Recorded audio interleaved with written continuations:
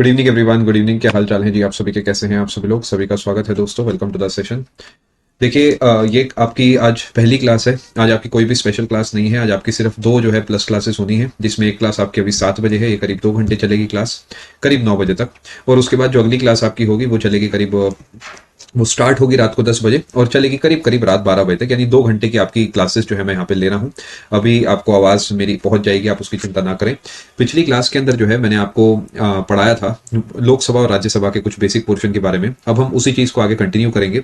जो इशू है वो सेम है। अभी भी आपको जो है थोड़ा सा मेरी आवाज़ बाद में सुनाई दे रही होगी। हो सकता है किसी बच्चे को स्लाइड ना दिख रही हो सकता है किसी को कुछ इशू आ रहा हो, किसी को कुछ इशू आ रहा हो। It's okay. अभी के लिए हम कंटिन्यू करते हैं एंड विद टाइम देखते हैं जी आपको ये दिक्कतों का सामना कब तक करना पड़ता है। ठीक है, अभी के लिए हम स्टार्ट करते हैं सेशन को। पिछली क्लास का कंटिन्यूएशन है ये वाली क्लास। आवाज वगैरह सब धीरे धीरे आपको आ जाएगी, उसकी चिंता आपने बिल्कुल भी नहीं करनी है। चलिए शुरू करते हैं दोस्तों कहानी, और एक एक करके मैं आपके साथ टॉपिक्स का डिस्कशन स्टार्ट करता हूँ। ठीक है, चलो शुरू करते हैं। पिछली क्लास में जो मैंने आपको पढ़ाया था वो था राज्यसभा में कैसे कैसे एलोकेशन वगैरह होता है। हम उसके आगे कहानी को लेके चलते हैं। ठीक है, चलिए कुछ देखिए, मैं आपको यहाँ पर जो पढ़ा रहा हूँ वो पढ़ा रहा हूँ क्रिस्प तरीके, यानी जो फैक्ट्स हैं उन्हें उठा के आपके लिए लाके स्क्रीन पर पेश कर रहा हूँ। अगर इन पे डिस्कशन हम करने को आए तो 15 दिन एक ही टॉपिक का डिस्कशन हो सकता है पार्लियामेंट का, बट हम ऐसा करेंगे नहीं, बिकॉज अपने को पेपर क्लियर करना है। हमें पता होना चाहिए कि पॉलिटी में से 2 ही सवाल आते हैं, 2 से 3 सवाल आते हैं, और उसमें से एक सवाल इस टॉपिक से आ सकता है, तो अपने को उतना ही समय जो है इसे देना है। ठीक है, चलिए शुरू करते हैं दोस्तों कहानी।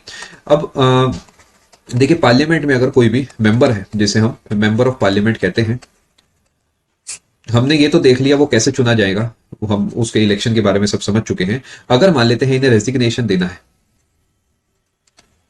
तो ये किसे देंगे? मान लेते हैं पेपर आपसे पूछता है a member of parliament submits his resignation to क्या, या member of Lok Sabha submits his resignation to क्या। इस तरीके के जो है डिस्कशन अगर पेपर आपसे करता है तो क्या आंसर देंगे?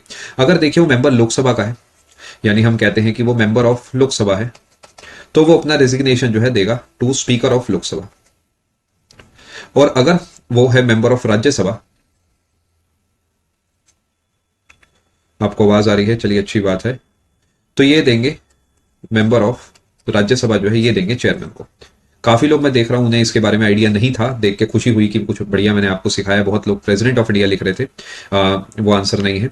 अब जो चेयरमैन है, देखिए chairman is obviously the vice president of India. ये स्पीकर ऑफ लोकसभा है और ये चेयरमैन ऑफ राज्यसभा है, तो हम कह सकते हैं वाइस प्रेसिडेंट। ठीक है, समझ गए क्या कहानी है? अगर मेरी वीडियो सही नहीं चल रही है इट्स ओके, अगर आपको मेरी आवाज आ रही है, स्लाइड दिख रही है, इतना आई थिंक काफी रहेगा अभी के लिए। अब एक कैच है, मान लेते हैं मैं एक एमपी हूं और मैं रिजाइन देता हूं, रेजिग्नेशन देता हूं, तो क्या ये रिजेक्ट भी हो सकता है? Can the resignation be rejected by speaker और से chairman of Rajya Sabha? Answer is yes. If the speaker of Lok Sabha, chairman of Rajya Sabha, again depend करता है एमपी कौन से हाउस का है, wants, he can reject the resignation। ये ध्यान रखेंगे।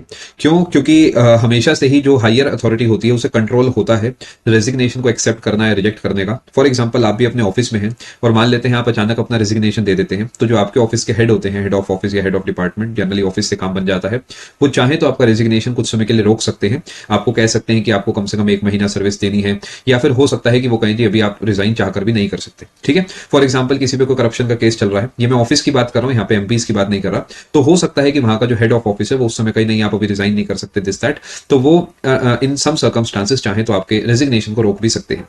यहां पर भी अगर स्पीकर चाहे कि मान लेते कोई ऐसा मेंबर है जिसके ऊपर बहुत बड़ी रिस्पॉन्सिबिलिटी है, तो वो चाहे तो स्पीकर चाहे तो उनका रेजिग्नेशन कुछ समय के लिए रोक भी सकते हैं। ठीक है जी, आपने जैसे सुना होगा कभी कभार रेल हादसे हो जाते हैं तो कुछ लोग डिमांड करते हैं कि रेल मंत्री को रेजिग्नेशन दे देना चाहिए।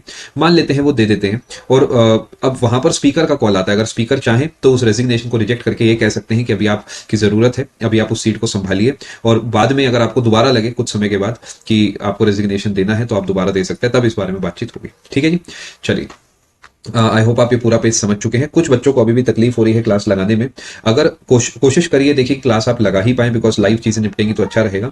अगर बिल्कुल ही गॉन केस हो चुका है, आपको लगता है लगा ही नहीं सकते, तो क्लास को बंद करिए, और क्लास की जब रिकॉर्डिंग क्रिएट हो जाए तो आप आराम से रिकॉर्डिंग क्लास की देख सकते हैं। ठीक है, ये मैंने आपको काफी सारी बातें बता दी है। फोटो हटा दूं, रुको, ओवरलैप तो नहीं हो रहा है, सब स्पीकर ऑफ लोकसभा यहाँ तक ठीक आ रहा है, ही कैन रिजेक्ट, रुको, अब ठीक है ना? अब ठीक है, थोड़ा सा एक तरफ से कट रहा था स्क्रीन, अब ठीक है। आगे चलते हैं। अब एक छोटी सी बात, प्रेसाइडिंग ऑफिसर क्या होते हैं, ये पेपर डायरेक्टली पूछता है। प्रेसाइडिंग ऑफिसर, जैसे कि हमारे क्लास में टीचर क्या करती थी, एक मॉनिटर बना देती थी जिनका काम होता था सब चीजों को स्मूथली चलाया जाए, वैसे ही लोकसभा राज्यसभा में भी एक एक मॉनिटर बैठते हैं, काइंड ऑफ मॉनिटर बैठते हैं, आप ऐसा कह सकते हैं। लोकसभा के केस में स्पीकर होते हैं presiding officer, speaker of Lok Sabha obviously.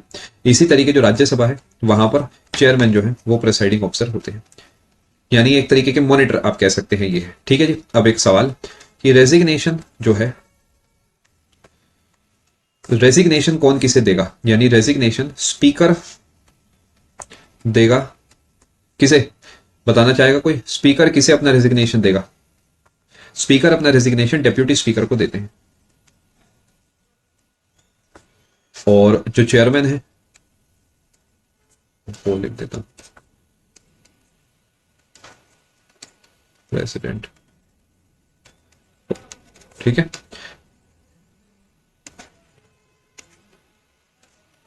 ऐसे लिख देता हूं, will submit his resignation to, will submit his resignation to. ठीक है। क्लासेस जो है मोहम्मद, आगे वाली क्लासेस में आपके लिए मंडे को यानी कल ऐड करा दूंगा, आप चिंता ना करें, आने वाले समय में जो क्लासेस हैं मैं आपके लिए ऐड करा दूंगा। ठीक है। अभी तक जो मैंने आपको बताया है, वैसे तो कुछ क्लासेस मोहम्मद वहां आपको शो हो रही होंगी, उसके अलावा जो क्लासेस है वो आपको मैं ऐड करा के मंडे ट्यूसडे तक वहां पे विजिबल करा दूंगा। ठीक है। Same goes for special classes as well. Presiding officer है, लोकसभा के स्पीकर है, राज्यसभा के चेयरपर्सन है। अब हमने देखा कि जो एमपी है वो रेजिग्नेशन किसे देते हैं, एमपी जो है वो अपना रेजिग्नेशन देते हैं स्पीकर को, बट स्पीकर किसे देंगे, स्पीकर देंगे डेप्यूटी स्पीकर को। आई होप आप ये समझ गए हैं, पेपर का सवाल है आपका ये। आगे चलते हैं। अब देखिए क्या होता है, काफी बार वोट डाले जाते हैं, नहीं आ रहे हैं इस बैच में, एमसीक्यूज नहीं कराए जाएंगे। काफी बार क्या होता है, फैसले के लिए वोट डाले जाते हैं। तो वोट डालने के केस में क्या होता है, मान लेते हैं कि टोटल 100 लोग हैं वहां पर, अब इसमें से एक स्पीकर हो गया, 99 लोग अलग से हो गए, तो पहले ये 99 लोग वोट डालते हैं। मान लेते हैं यहाँ पर टोटल 101 लोग थे, अब जो एक बंदा है वो स्पीकर अलग हो गया, यहाँ पर रह गए 100 लोग। अब 100 में से 50 ने कह दिया यस, 50 ने कह दिया नो, तो ये जो यहाँ पर डेडलॉक आ जाता है, ये जो चीजें फंस गई हैं कि भाई ना ही फैसला हाँ की तरफ जा रहा है ना ही फैसला ना की तरफ जा रहा है, तो उस केस में सॉल्यूशन निकालने के लिए जो है स्पीकर अपना वोट डाल सकते हैं। मैं अभी ये पूरी बात आपके लिए लिखूंगा कि speaker can not vote in the first stance of voting, but he can vote in the second stance in case of a tie. ये अभी लिख दूंगा आपके लिए, आप चिंता ना करें। ठीक है। देखिए, क्योंकि अभी आपको मेरी आवाज कुछ समय के बाद सुनाई दे रही है, तो आपसे मैं ज्यादा उम्मीद कर रहा हूं कि आप नोट्स अपने साथ साथ बनाएंगे, बिकॉज अगर आप मुझे कहते हैं कि सर पिछली स्लाइड दिखाओ, तो वो बात आप मेरे तक तब पहुंचेगी जब 10-20 सेकंड हो चुके होंगे, है ना? तो कोशिश करिए कि साथ साथ अपने नोट्स बनाते चलें। ये वाला पॉइंट मैं आपके लिए यहां पर लिख देता हूं, speaker can not vote in the first stance of voting. याद रखेंगे, बट ही कैन स्पीक, यानी वो अपना पॉइंट ऑफ व्यू रख सकते हैं, ऐसा नहीं कि बोल नहीं सकते। पूरे तरीके निष्पक्ष होना जरूरी नहीं है, निष्पक्ष होना ऐसा कुछ जरूरी नहीं है, सिंपली वो जो है अपना वोट नहीं डाल सकते, but he can vote in case of a tie, यानी अगर इक्वालिटी ऑफ वोट्स हो गए तो उस केस में स्पीकर अपना वोट कास्ट कर सकते हैं। विक्रम, आई होप आपने जो लिखा है वो आप समझ गए होंगे कि हमारी दोनों की बात सेम है। ठीक है, ठीक है। मैं अपनी फोटो को हटा देता हूं, रुकिए रुकिए रुकिए।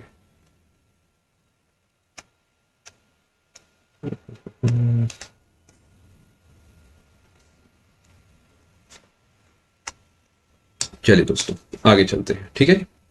Speaker can not vote in the first stance, STANCE का मतलब होता है पहली बारी में वोट नहीं दे सकते, बट दूसरी बारी में दे सकते हैं। बहुत बहुत शुक्रिया कौशिक जी, अच्छे से ऐसी तैयारी करते चलें। दिव्य ज्योति, जो भी फैसले हम लेते हैं, जैसे हम कहते हैं ना बिल एक एक्ट बन गया, तो वो बिल ऐसे कैसे एक्ट बना, उसके लिए क्या होता है, उसे पास कराना होता है हाउस से, जिसे हम कहते हैं जी स्पेशल मेजोरिटी से पास हुआ या सिंपल मेजोरिटी से पास हुआ। तो पास कैसे होता है, जब उस पर वोटिंग होती है और लोग उस पर हामी भरते हैं। फॉर एग्जाम्पल एक हाउस है जी जिसमें टोटल 500 लोग बैठते हैं, एक दिन एक बिल पेश हुआ लोकसभा में, उस दिन उसमें 300 ही लोग आए थे। अब 300 लोगों में से क्या हुआ, 200 लोगों ने कहा जी हाँ है और 100 लोगों ने कहा जी ना है। तो उस केस में क्या हो गया, अगर ये सिंपल मेजोरिटी वाला केस है तो ये पास हो जाएगा, जाएगा। अगर ये स्पेशल वाला है तो ये पास नहीं होगा। वो सारे क्लोजेस हैं, है ना, वो हम ऑलरेडी डिस्कस कर चुके हैं। तो ये जो स्पीकर है, मान लेते हैं टोटल 200 और 100 है। अब इस 200 में क्या स्पीकर का वोट होगा? नो। क्यों नहीं होगा? बिकॉज अभी पहली स्टांस ऑफ वोटिंग है। बट हाइपोथेटिकली मान लेते हैं 150 वोट होगा जी। तो यहां पर जब अब दोबारा वोटिंग होगी तो स्पीकर वोट अपना डाल सकते हैं, ठीक है। बट ही कैन स्पीक होगा, मैंने गलती से ऊपर स्पीकर लिख दिया, सही करा आपने, करेक्ट कराया, ठीक है। आई होप आप समझ गए हैं कि वोट ना देना और निष्पक्ष होने में फर्क है। वोट दे सकते हैं अपना सेकेंड बारी में, बट बोल पहली बारी से ही सकते हैं, ठीक है। देखिए कुछ चीजें मैं बता देता हूं। आपका डेटा बहुत ज्यादा कंज्यूम हो रहा है, मैं मानता हूं, और आपको प्रॉब्लम्स भी आ रही है, मैं मानता हूं, बट विश्वास मानिए मैं उसमें सच में चाह कर भी कुछ नहीं कर सकता। बड़े दुख के साथ कहना पड़ रहा है, बट ये मेरे कंट्रोल में नहीं है ना, बिकॉज मैं टेक्निकल पर्सन नहीं हूं। मेरा काम यहाँ पर पढ़ाना है, मैं वो कर सकता हूं। आप कोशिश करिए, चीजों को बर्दाश्त करिए, नहीं हो पा रहा तो रिकॉर्डिंग लगाइए, ठीक है। चलो आगे चलते हैं। आई होप आप यहां तक की सारी बातें समझ चुके हैं। अब देखिए, हमने देखा कि लोकसभा में इलेक्शन होते हैं, अभी जैसे 2024 चल रहा है, अब क्या है जी, आगे जाके इलेक्शन होंगे और फाइनली एक नई लोकसभा बनेगी। तो नई लोकसभा में क्या होगा, जो पुराने सारे लोग हैं वो सब सीटें खाली हो जाएंगी, जैसे नए प्रधानमंत्री होंगे। अच्छा, नए प्रधानमंत्री का मतलब ये नहीं होता कि वही पर्सन नहीं होगा, कोई दूसरा होगा। भले ही वही पर्सन दोबारा प्रधानमंत्री बनेंगे या नहीं बनेंगे, वो समय बताएगा, डेमोक्रेसी है। लेकिन हम कहेंगे जी वो नए प्रधानमंत्री बने, क्यों? क्योंकि उन्होंने पिछली वाली लोकसभा की सीट खाली कर दी थी। इसी वजह से जो वित्त मंत्री हैं या फिर डिफेंस मिनिस्टर हैं, जितने भी लोग हैं, ये सब नए बनेंगे। भले ही वो इंसान दोबारा उस सीट को ऑक्यूपाई कर ले या ना करे, हम फिर भी मानते हैं कि वो एक फ्रेश तौर पे उस सीट पर आके बैठे हैं, ठीक है जी। आई होप आप बात पूरे तरीके से समझ चुके हैं। ऋतिक फटाफट देखिए, 1 सेकंड हो गया है, आपने जो कहा था वो दिखा दिया है मैंने। चलिए आगे चलते हैं। वीडियो ऑफ नहीं हो पाएगी पिंटू जी, जैसे क्लास चल रही है बेटा ऐसे ही चल पाएगी। बट एक ऐसी पर्सनैलिटी है जो वहां से नहीं हटती। Whenever Lok Sabha is dissolve,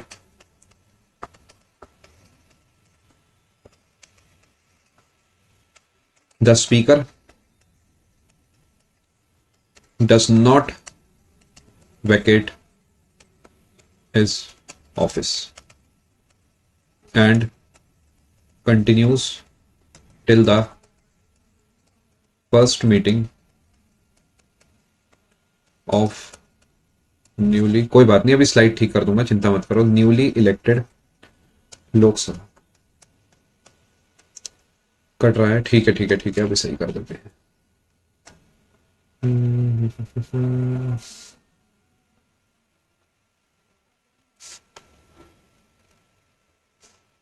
एक बार आप लोग कंफर्म करेंगे कि क्या अब सब ठीक दिख रहा है आपको? अब मैंने थोड़ा ओरिएंटेशन, थोड़ा सा नॉट ओरिएंटेशन, थोड़ा सा उसका जो एरिया है जो आपके पास दिख रहा है उस थोड़ा सा चेंज करा है, ठीक है। अब ठीक है। Whenever Lok Sabha is dissolved, the speaker does not vacate his office and continues till the first meeting of newly elected Lok Sabha। ध्यान रखेंगे, इसे आप सिंपल तरीके याद रख सकते हो। भाई हम कहीं मान लेते हैं गए अपना डांस क्लास वगैरह में गए, तो डांस क्लास में क्या होता था जी, छुट्टी हो गई, सब अपने अपने घर चले गए। बट एक ऐसी चीज है जो अपने घर नहीं गई, वो क्या है जी, वहां का स्पीकर। कल आए फिर से वो स्पीकर बेचारा वहीं पड़ा हुआ था, तो वो स्पीकर अपने घर नहीं जाता, ध्यान रखेंगे। ये वहीं का वहीं अपना, जैसे कि मान लेते हैं सॉकेट के अंदर लगा हुआ है, ये वहीं लगा रह जाता है। बस ऐसे थोड़ा सा आप ध्यान रख सकते हो इसे। बिल्कुल आयुष्मान, आप लोग ऑलरेडी बड़े परेशान हैं, तो हम लोग इस बारे में बात नहीं करते। बट जितना मुश्किल आपके लिए, हमारे लिए भी, क्योंकि हम चाहते हैं अपना बेस्ट आप तक पहुंचाना, और वो नहीं पहुंच पाता because of this change in interface. But हमें भी थोड़ा समय लगेगा, 2-4-5 दिन लग जाएंगे यूज टू होने में, उसके बाद सब चीजें स्मूथ चलेंगी। कभी भी चेंजेस आते हैं तो दिक्कत आती ही है, क्योंकि यूज टू होने में थोड़ा समय लगता है। बट वो समय लग रहा है, 2-4-5 क्लासेस में अपने आप हाथ सेट हो जाएगा। समझ गए आप सभी लोग क्या कहानी है स्पीकर की? चलो आगे बढ़ते हैं। अब बात कर लेते हैं कोरम की। कोरम क्या होता है? कोरम होता है minimum strength to continue the Pradyuman, सब कुछ इस समय जो आपको पढ़ाया गया है लोकसभा के बारे में पढ़ाया जा रहा है। Lok Sabha is not a permanent house Pradyuman, Rajya Sabha is permanent. Nisha ji recording class लगा लीजिए अगर डेटा का इशू है तो। Minimum strength to continue the proceedings, ये क्या होता है कोरम? मान लेते हैं मैं एक रूल सेट कर दूं जी, मैं क्लास तभी लूंगा जब मेरी क्लास में 100 बच्चे आएंगे, तो मेरी क्लास का कोरम हो गया 100। मान लेते हैं मैं एक रूल सेट कर दूं जी, मेरी क्लास तभी चलेगी जब मेरी क्लास में मिनिमम 5 बच्चे होंगे, तो मेरी क्लास का कोरम हो गया 5। यानी अगर मेरी क्लास में 4 बच्चे हैं या पहले केस में 99 बच्चे हैं तो उस दिन क्लास नहीं होगी। होता था ना अपने कॉलेज में, कुछ जिद्दी टीचर ऐसे होते थे, क्लास में एक बच्चा भी है तो भी वो क्लास ले लेते थे, जब मास बंक हो जाती थी, लेकिन वो 2 चतुर बच्चे क्लास में फिर भी बैठे रहते थे क्योंकि उन्हें प्रैक्टिकल में 2 नंबर फालतू चाहिए होते थे, है ना। तो वो टीचर उस समय भी क्लास ले लेते थे, क्यों? क्योंकि उनके लिए कोरम जैसा कुछ भी नहीं था। उनका मानना था कि अगर एक बच्चा भी आया तो मैं उन्हें सिखा के भेजूंगा। मेरी क्लास का कोरम कुछ भी नहीं है। मैं अपनी तरफ से जिस दिन से पहली क्लास मैंने ली है तब से मेरा सिंपल सा रूल है कि कोई आए ना आए, ज्यादा आए कम आए, कुछ भी हो मेरे को फर्क नहीं पड़ता। मैं अपना बेस्ट हर क्लास में देता हूं और वो देता रहूंगा, ठीक है। बाकी वो आप लोगों का प्यार है, ऊपर वाले की कृपा है कि कभी वो नौबत नहीं आई कि कम बच्चे या ना बच्चे वाली सिचुएशन बने। स्टिल खुशी होती है कि आप लोग आए हैं पढ़ने, बट ऐसा कुछ नहीं है कि आप आए हैं तो मैं बढ़िया पढ़ा रहा हूं। पढ़ाने का आपके आने से कोई डायरेक्ट कनेक्शन नहीं है, वो तो एक अलग चीज है कि आप आए हैं तो और ज्यादा थोड़ा सा मोटिवेशन मिलता है। पढ़ाना और वो जो क्वालिटी ऑफ कंटेंट है वो irrespective of the number of students है, ठीक है जी। चलो, अब लोकसभा राज्यसभा का कोरम क्या है मैं आपको बता देता हूं। कोरम ऑफ हाउसेस, सिंपल सी बात है, 1/10 होगा जी, 10%। कोरम मींस मिनिमम जितने लोग बैठे होंगे, अभी आपको लिख के बताता हूं, ये 1/10 of total strength of that house. तो लोकसभा का क्या हो गया जी? लोकसभा का हो गया 55, राज्यसभा का हो गया 25। सिंपल सा है ना भाई, राज्यसभा में 250 लोग हैं, 10% 25, लोकसभा में 550 लोग हैं, 10% 55। ये क्यों जरूरी है? देखिए कभी कभार क्या होता है, चीजों को सिंपल मेजोरिटी से पास कराना होता है। सिंपल मेजोरिटी का सिंपल सा रूल है, प्रेजेंट इन वोटिंग का आधा। मान लेते हैं कोरम जैसा कुछ भी नहीं है और उस दिन हाउस में सिर्फ 10 ही लोग आए हैं, तो उसका मतलब ये होगा 6 लोग मिलकर बिल को पास करा सकते हैं। सोच के देखिए, वो एक तरीके की गलत लॉजिक है। यानी अगर हाउस कोई फैसला सुना रहा है तो मिनिमम कुछ लोग तो वहां पे होने ही चाहिए। वो कुछ यहाँ पे 10% है, जो कि 55 और 25 के बराबर है। अब आप कहें सर 10 ही क्यों है, 20 क्यों नहीं है? ये मेरा फैसला नहीं है, ये तो उस समय जिन्होंने रूल्स कानून बनाए होंगे उनके द्वारा कोई रीजन इसमें सोचे गए होंगे और उन्होंने ये फैसला किया। मेरा काम है आप तक वो इन्फॉर्मेशन को पहुंचाना, ठीक है जी। आई होप आप कोरम वाला पॉइंट पूरे तरीके समझ चुके हैं। अब मैं चलता हूं अगले टॉपिक की तरफ। देखिए अगर आप नोटिस करेंगे, मैं ऐसा कंटिन्यूस वे में पढ़ाने की जगह टॉपिक्स पढ़ा रहा हूं आपको। जैसे लोकसभा के बारे में थोड़ा सा 4-5 बातें, राज्यसभा के बारे में थोड़ा सा 4-5 बातें, प्रेसाइडिंग ऑफिसर बता दिया, रेजिग्नेशन बता दिया, कोरम बता दिया, क्योंकि पेपर यही सब पूछता है। लंबी चौड़ी कहानियां मैं आपको यहां पे नहीं बता रहा हूं। अगला टॉपिक जो कि आपके पेपर के लिए बहुत ज्यादा इंपॉर्टेंट है वो है टाइप्स ऑफ सेशंस। आपको मैंने शुरुआत में बताया था कि सेशंस होते हैं अलग अलग। उसकी ट्रिक तो सिंपल है, बीएमडब्ल्यू से आपको उसे याद रखना है। पूरी दुनिया यही बताती है, हमने भी स्कूल में यही सुनी थी, इससे आप भी याद कर सकते हैं, ठीक है। टाइप्स ऑफ सेशंस हमारे हैं 3। वो हमने पिछले कुछ क्लासेस में डिस्कशन किया था। भी जो एमपी होते हैं उन्हें पार्लियामेंट में ही बैठना होता है और साथ में उन्हें अपने इलाकों में जाके भी काम करने होते हैं, तो इसलिए कुछ समय के लिए उन्हें सेशन में बुलाया जाता है। उसके बाद उन्हें ब्रेक दिया जाता है, छुट्टी दी जाती है, जिस समय वो अपने इलाकों में जाके काम कर सकते हैं। ये 3 सेशन कौन से हैं? बीएमडब्ल्यू यानी बजट सेशन, जो फरवरी से चलता है मई तक। मॉनसून सेशन, जो जुलाई से चलता है सितंबर तक। और विंटर सेशन, जो नवंबर से चलता है दिसंबर तक। अब मान लेते हैं जी जनवरी में कोई मसला आ गया अचानक। अब लोकसभा तो सेशन में नहीं है, तो हमें पता है प्रेसिडेंट आर्टिकल 123 का इस्तेमाल करके ऑर्डिनेंस इशू कर देंगे। बट अगर मान लेते हैं कोई बहुत बड़ी इंपॉर्टेंट जो है प्लानिंग करनी है और उसके लिए सेशन रखा जाए, तो वो भी रखा जा सकता है। उसे बोलते हैं स्पेशल सेशंस। स्पेशल सेशंस भी हो सकते हैं इन इमरजेंसी केसेस।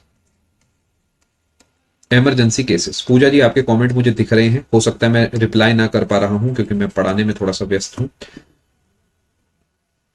यानी जनरली 3 तरीके के सेशन हैं और वो कौन से हैं? बजट, मॉनसून, विंटर, जो कि कब से कब तक होते हैं आपके सामने हैं। और इमरजेंसी में अलग से भी सेशन हो सकते हैं जिन्हें स्पेशल सेशंस के नाम से जाना जाता है।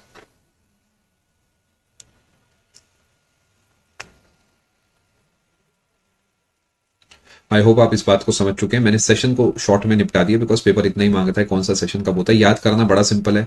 विंटर सेशन विंटर में ही होगा ना, सोच के देखो। मॉनसून सेशन मॉनसून में ही होगा ना, जुलाई अगस्त सितंबर में बारिशें होती हैं तो तभी होगा। बजट सेशन तब होगा जब बजट पेश करा जाता है, फरवरी से मई वाला समय है। आपको बस ये थोड़ा सा ध्यान में रखना है, ठीक है। सीक्वेंस जैसा कुछ भी नहीं है, बट आप इसे ध्यान रखेंगे तो अच्छा रहेगा कौन से महीने में कौन सा सेशन होता है। आगे बढ़ते हैं दोस्तों। आई होप आपने अपने नोट्स लिख लिए होंगे। अगला छोटा सा हमारा टॉपिक है leader of opposition. Leader of opposition का क्या काम है? देखिए, why is this opposition important, let me discuss with you. हमें क्यों चाहिए कि भाई हम सबने मिलकर एक सरकार को चुना, वो सरकार है मान लेते हैं ए पार्टी की, तो हम अब क्यों चाह रहे हैं कि कोई बी पार्टी भी हो जो इनकी बात काटती रहे? ये क्या लॉजिक हुआ? ये कैसी डेमोक्रेसी हुई? ये बिल्कुल अच्छी डेमोक्रेसी हुई। By let me explain. मान लेते हैं देश में 100 लोग रहते हैं, भले ही ए पार्टी को चुना गया है, लेकिन 100% लोगों ने तो इन्हें वोट दिए नहीं होंगे। ये रक्षा कभी भी हो सकता है, इसका कोई मंथ ऐसे फिक्स नहीं है स्पेशल सेशंस के। ये इनके बीच में कभी ना कभी, जैसे जून में हो सकता है, अक्टूबर में हो सकता है, या जनवरी में हो सकता है। ठीक है, तो मान लेते हैं इन्हें वोट मिले टोटल 60%। 60% लोगों ने ए को वोट दिया होगा, तो ए बन गई सरकार। लेकिन 40% लोगों ने, या हो सकता है 40 में से 30% लोगों ने बी को भी तो वोट दिए, तभी तो बी भी अपनी सीटें घेर के बैठी है। तो इसका मतलब बी की जो आवाज है ना, वो भी जनता की आवाज है। बस ये जनता थोड़ी सी कम है और ये जनता थोड़ी ज्यादा है। तो कम जनता भी जरूरी है, ज्यादा जनता ज्यादा जरूरी है। कम जनता थोड़ी सी कम जरूरी है, लेकिन कम जनता भी जरूरी है। क्यों जरूरी है? क्योंकि कभी कभार रूलिंग गवर्नमेंट भी गलती कर सकती है, बिकॉज है तो वो इंसान ही। हो सकता है कि वो जल्दबाजी में कोई गलती कर दे, तो उनको क्रिटिसाइज करने के लिए, क्रिटिसाइज कैसा वाला, कंस्ट्रक्टिव या फिर करेक्टिव क्रिटिसिज्म के लिए जो है, करेक्टिव और कंस्ट्रक्टिव क्रिटिसिज्म के लिए जो है ऑपोजिशन का इस्तेमाल करा जाता है, जो कि बहुत इंपॉर्टेंट और बहुत अच्छी चीज है। तो जनरली जो सेकंड बेस्ट पार्टी होती है, जो रनर अप पार्टी होती है, फॉर एग्जांपल पहली पार्टी को मान लेते हैं 550 में से 300 सीटें मिल गई, दूसरी पार्टी को 100 सीटें मिली, तो जो 100 सीटों वाली पार्टी है उसे ऑपोजिशन पार्टी कह दिया जाता है। और वो लोग भी अपना एक नेता चुन लेते हैं, जिन्हें हम लीडर ऑफ ऑपोजिशन कहते हैं। इसी तरीके के एक नेता होते हैं लोकसभा में और एक होते हैं राज्यसभा में। इसके लिए क्या कंडीशन है? 10% ऑफ टोटल स्ट्रेंथ होना चाहिए। ठीक है, मैं लिख देता हूं आपके लिए पूरी बात। मैंने अभी तक आपको सेशंस वाली बात पूरी बताई है। हकवाची सब कुछ कवर करूंगा, बेस बनाना ज्यादा जरूरी है डेटा से, तो पहले समझा रहा था, अब मैं डेटा लिख देता हूं। देखिए, लीडर ऑफ ऑपोजिशन, लोकसभा में है जी हाँ, राज्यसभा में है जी हाँ। मिनिमम सीट्स कितनी चाहिए? 10%, या फिर थोड़ा किताबी ज्ञान छापते हैं, 1/10 ऑफ टोटल स्ट्रेंथ चाहिए। और ये लीडर का काम क्या है? लीडर ऑफ ऑपोजिशन का फंक्शन करेक्टिव क्रिटिसिज्म, याद रखिए, करेक्टिव क्रिटिसिज्म है इनका काम।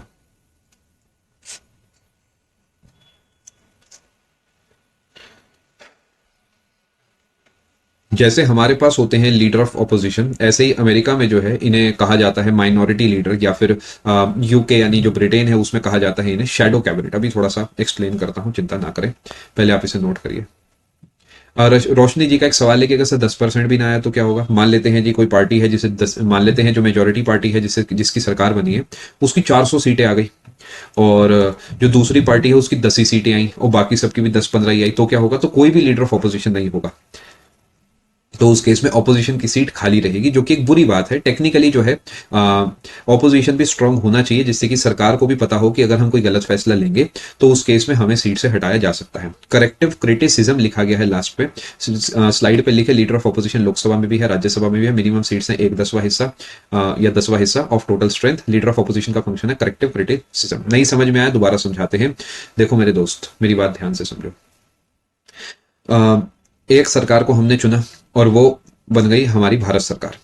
अब अगर वो सरकार गलत काम करती है तो कोई तो होना चाहिए उसे क्रिटिसाइज करने के लिए, बिल्कुल होना चाहिए। वो कौन है? मीडिया है जी हाँ, हम लोग हैं जी हाँ, वो सारी बातें ठीक है, बट पार्लियामेंट के अंदर भी तो कोई होना चाहिए, बिल्कुल होना चाहिए। तो वो जो सेकंड पार्टी है, second most number of seats जिसे मिली है, वो पार्टी को कहा जाता है लीडर ऑफ, उस पार्टी को कहा जाता है ऑपोजिशन पार्टी, और उसके जो एक हेड लीडर बन जाते हैं उसे कहा जाता है लीडर ऑफ ऑपोजिशन। ठीक है जी। शैडो लीडर नहीं है, शैडो कैबिनेट है यूके में, और माइनॉरिटी लीडर होता है मनी यूएस में। मैं लिख देता हूं, इंडिया में जो लीडर ऑफ ऑपोजिशन है वही यूएसए में माइनॉरिटी लीडर है। माइनॉरिटी समझ गए? देखो भाई, मेजोरिटी वाले तो बनी गए सरकार, जो मेजोरिटी है वो तो वहां के राष्ट्रपति बन गए या अपने देश के प्रधानमंत्री बन गए। जो सेकंड बेस्ट है वो माइनॉरिटी वाले हो गए, यानी जो माइनर है, जो कम है, तो वो माइनॉरिटी के लीडर बन जाएंगे। इसी तरीके दोस्तों, जो इंडिया में ऑपोजिशन पार्टी होती है, इंडिया में ऑपोजिशन पार्टी होती है, वैसे ही यूके में ये जो ऑपोजिशन पार्टी होती है इसकी भी एक कैबिनेट होती है जिसके पास होती है, जिसे बोला जाता है शैडो कैबिनेट और ऑल्टरनेट कैबिनेट। मैं समझाता हूँ, दूसरी वाली बात समझाता हूँ, थोड़ी सी कॉम्प्लेक्स हो सकता है लगे आपको, लेट मी एक्सप्लेन। देखिए हमारे पास एक प्रधानमंत्री है, एक वित्त मंत्री है, एक रक्षा मंत्री है, एक गृह मंत्री है, सब तरीके के मंत्री हैं। इसी तरीके वहां पर भी होते हैं यूके में। वहां पर वो लोग क्या करते हैं कि जो मेजोरिटी गवर्नमेंट है उसके मान लेते हैं 10 मंत्री हैं, तो जो माइनॉरिटी वाली पार्टी है ना, माइनॉरिटी वाली जो पावर में नहीं है, वो अपने पास भी एक कैबिनेट तैयार करके रखती है। यानी जो भले ही एक्चुअल कैबिनेट नहीं है, वो अपने पास भी क्या करते हैं जी, एक वित्त मंत्री अपना वो सब तैयार करके रखते हैं। क्यों? मान लेते हैं कि सरकार गिर गई बीच में, तो उन्हें पहले से पता है कि हमने किसे उस सीट पर बिठाना है। समझ पाए बात को? मैं दोबारा समझाता हूं। मान लेते हैं हमारे पास एक कोई से भी मिनिस्टर है, मान लेते हैं डिफेंस मिनिस्टर है, ठीक है। अब वो ऐसा ऐसा ऐसा ऐसा काम कर रहे हैं, तो शैडो यानी जो शैडो कैबिनेट है, यानी जो माइनॉरिटी गवर्नमेंट है, वो क्या करते हैं जी, वो भी अपना एक डिफेंस मिनिस्टर चुन के रखते हैं, भले ये कोई काम नहीं करते, जिससे कि मे बी ये वाले डिफेंस मिनिस्टर जब कोई गलती करें तो इन्हें मौका मिल जाए उसमें कमी निकालने का, अपना एक्सपर्टीज दिखाने का, जनता के आगे अपने नंबर बनाने का, बिकॉज ये भी एक लीडर है। समझ पा रहे हैं बात को? क्या कॉन्सेप्ट है? बाकी पेपर में आपको रट्टे मार के जाना है, शैडो कैबिनेट का कॉन्सेप्ट कहां पर है, या माइनॉरिटी लीडर कौन सी कंट्री में कहते हैं, इस तरीके की बातें आपसे जो है पूछी जाएंगी। ठीक है जी, बिल्कुल रोशनी जी, आपने सही लिखा, और यही सोचकर संविधान में लीडर ऑफ अपोजिशन को बहुत इंपॉर्टेंट सीट भी मतलब दी गई है। समझ गए जी आप लोग? आगे बढ़ते हैं। मैंने आपको अभी तक जो इस क्लास में पढ़ाया है एक बार बता देता हूं। मैंने आपको एक तो पढ़ा दिया मेंबर ऑफ पार्लियामेंट का रेजिग्नेशन, उसके बाद आपको पढ़ा दिया प्रिसाइडिंग ऑफिसर, उसके बाद आपको एक छोटी सी फैक्ट पढ़ाया, और आपको पढ़ाया कोरम के बारे में, उसके बाद टाइप्स ऑफ सेशन, उसके बाद लीडर ऑफ अपोजिशन। ठीक है, ये शैडो कैबिनेट का कॉन्सेप्ट इंडिया में नहीं है। इंडिया में जो अपोजिशन पार्टी है उसी तरीके यूके में एक शैडो गवर्नमेंट या शैडो कैबिनेट होती है, बस ये आपको बताया गया। इंडिया में ऐसा अपोजिशन जो पार्टी है उसके पास ऐसे लीडर्स के कैबिनेट नहीं होती। क्लास मणिकर्णिका जी 2 घंटे की होगी, 7 से 9, 10 से 12। आगे चलते हैं। अगला हमारा टॉपिक है टाइप्स ऑफ बिल। बिल एक बहुत बढ़िया टॉपिक है जिस पे हम लंबे चौड़े डिस्कशन कर सकते हैं, स्पेशली मनी बिल और फाइनेंस बिल पे, बट हम करेंगे नहीं। क्यों? क्योंकि हमारा पेपर मांगता नहीं। यही कल को आप स्टेट पीसीएस की या यूपीएससी की तैयारी करेंगे तो ये अपने आप में बहुत बड़ा टॉपिक है, बट हम उतना डिस्कशन नहीं करेंगे, बिकॉज हमारा पेपर मेनली आर्टिकल नंबर पे खेलता है और थोड़े बहुत क्लासेस पे खेलता है। वो सब कवर कराऊंगा और आगे बढ़ जाऊंगा। अगला हेडिंग है जी टाइप्स ऑफ बिल। देखिए, मेरे लिए इस क्लास को लेने का मकसद ये नहीं है, ये आपको जताना नहीं है कि मुझे कितना आता है, मुझे कितना आता है इट इज नॉट इंपॉर्टेंट। आपके पेपर में क्या मांगा जाता है दैट इज इंपॉर्टेंट, और वही सोच के मैं आपके लिए हर चीज स्क्रीन पर लिखता हूं। मेरे को क्या आता है या किताबों में क्या लिखा है उससे मेरे को कोई फर्क नहीं पड़ता। ठीक है? नहीं शुभराज। टाइप्स ऑफ बिल्स, सबसे पहले ऑर्डिनरी बिल। ऑर्डिनरी बिल के बारे में लिखा गया है आर्टिकल नंबर 107 में। आर्टिकल नंबर 110 में लिखा गया मनी बिल के बारे में। दोस्तों रट्टा मार लेना, 110 को रट्टा मार लेना। स्प्रूस अगर रिटन कॉन्स्टिट्यूशन नहीं है, इसका ये मतलब नहीं कि उनके पास जो है कोई रूल्स रेगुलेशंस नहीं है। रिटन कॉन्स्टिट्यूशन ना होने का सिंपली इतना मतलब है कि उनके पास वो कंपाइलेशन नहीं है जिसे हम रिटन कॉन्स्टिट्यूशन कहते हैं।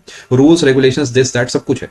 अगर हम ऐसे स्प्रूस सोचेंगे तो सोचो कि प्रधानमंत्री किस बेसिस पे वो बनते हैं, या वहां पर डिफेंस मिनिस्टर किस बेसिस पे है, सब कुछ है, बट एक वो सिंगल कंपाइलेशन नहीं है उनके पास। अगले पे है जी finance bill, article 117।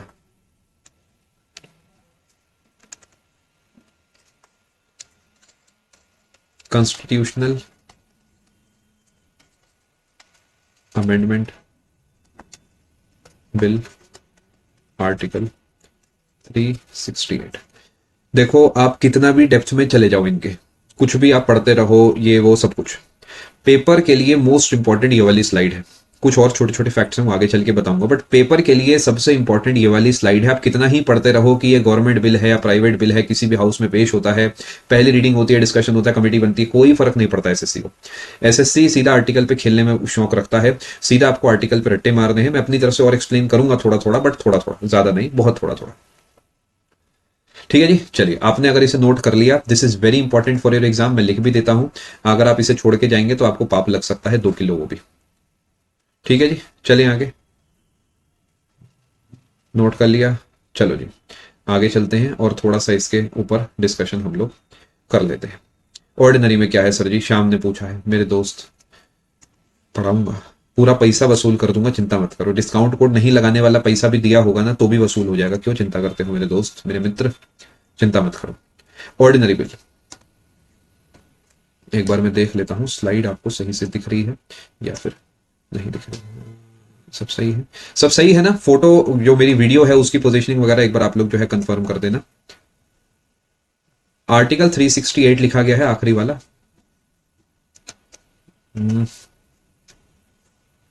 Okay,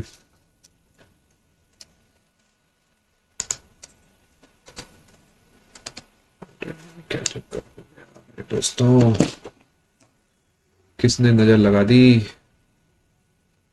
wait करेंगे प्लीज, मैं इधर से चेक कर रहा हूँ क्या इशू है।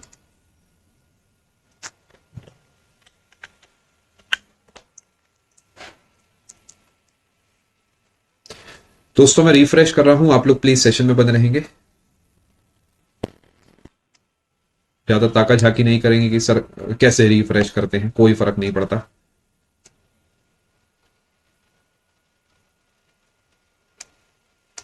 सेशन में बन रही है प्लीज, मैं पेज को रिफ्रेश कर रहा हूं।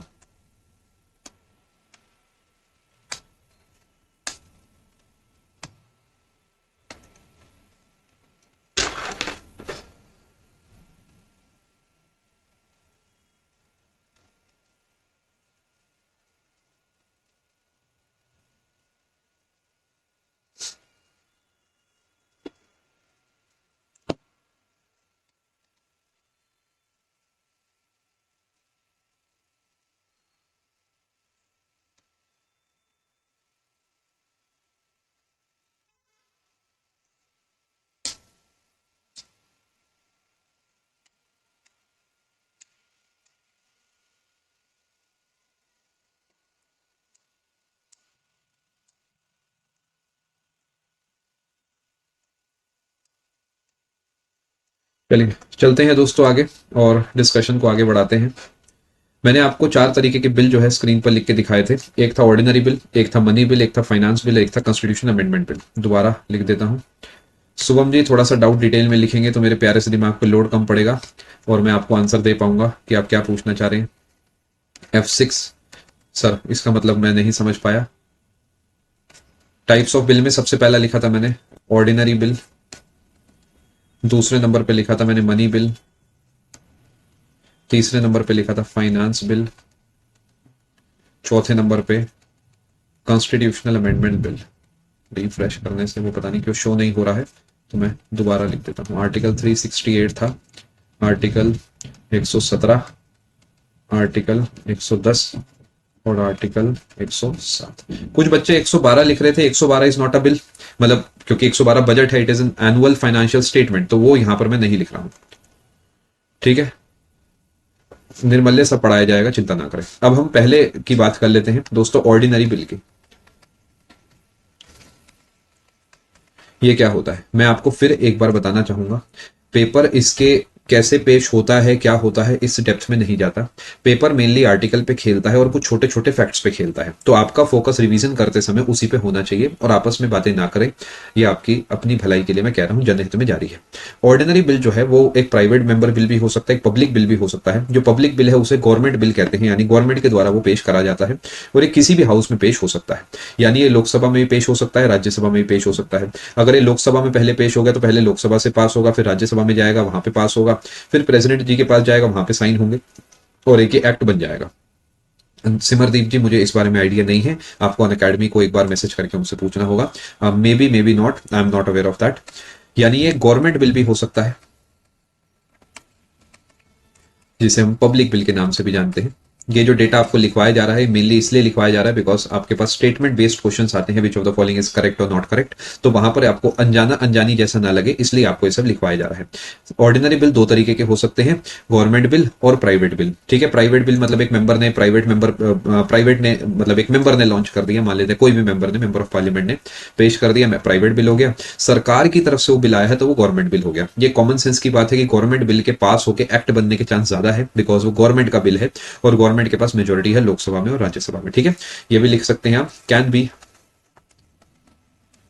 Presented in either house of parliament. यानी ऐसा नहीं है कि सिर्फ लोकसभा में ही पेश होगा, ये लोकसभा में भी पेश हो सकता है और ये राज्यसभा में भी पेश हो सकता है। यानी ये जो बिल मैं आपके सामने यहाँ बना रहा हूं, ये लोकसभा में अगर पेश होगा तो लोकसभा में इसकी रीडिंग होगी, इस पे वोटिंग होगी। अगर ये पास हो गया लोकसभा में तो ये राज्यसभा में जाएगा, राज्यसभा में इसकी रीडिंग होगी, इस पे वोटिंग होगी। अगर ये पास हो गया तो ये प्रेसिडेंट जी के पास जाएगा। अगर प्रेसिडेंट जी को लगेगा कि ये सही है तो वो इस पे साइन करेंगे और ये जो बिल है दोस्तों ये एक एक्ट बन जाएगा।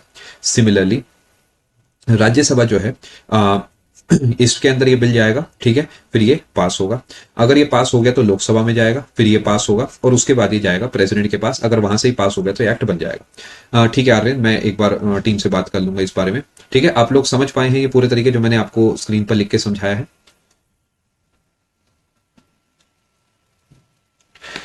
ऑर्डिनरी बिल का क्या होता है मैंने आपको पूरे तरीके समझा दिया। बट ये कोई टाइम पास तो है नहीं बिल कि आज सुबह मेरा मन हुआ कोई बिल पेश कर दूं और मैंने पेश कर दिया, ऐसा तो नहीं है। इसके लिए पहले परमिशन लेनी होगी, इसके लिए जो है परमिशन लेनी होगी हमें। वो परमिशन किससे लेते हैं? जो प्रिसाइडिंग ऑफिसर होता है। प्रशांत, अगर कोई एक नॉर्मल मेंबर बिल को पेश करता है, मान लेते हैं मैं कैंडिडेट हूं, मेंबर ऑफ पार्लियामेंट हूं जो बिल को पेश करता है, तो उसे प्राइवेट बिल कहा जा सकता है। और अगर गवर्नमेंट के द्वारा बिल पेश करा जाता है, जो मेजोरिटी गवर्नमेंट है उसके किसी मेंबर के द्वारा, मान लेते किसी मंत्री के द्वारा पेश करा जाता है, तो उसे गवर्नमेंट बिल या पब्लिक बिल के नाम से जाना जाता है। ठीक है जी, बिल्कुल ला सकता है रोशनी जी, ऑपोजिशन लीडर को, इंडिपेंडेंट पर्सन कोई भी ला सकता है। Any MP can introduce a bill, कोई भी मेंबर ला सकता है। बट चांसेस रोशनी उसी के एक्ट बनने के हैं ना जो गवर्नमेंट का पर्सन हो, बिकॉज तभी तो वोटिंग में जो है हामी भरी जाएगी।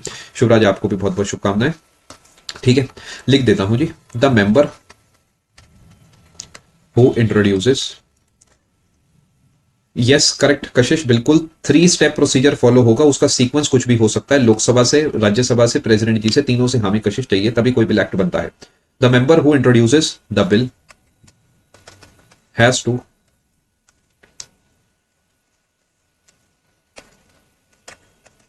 Take the permission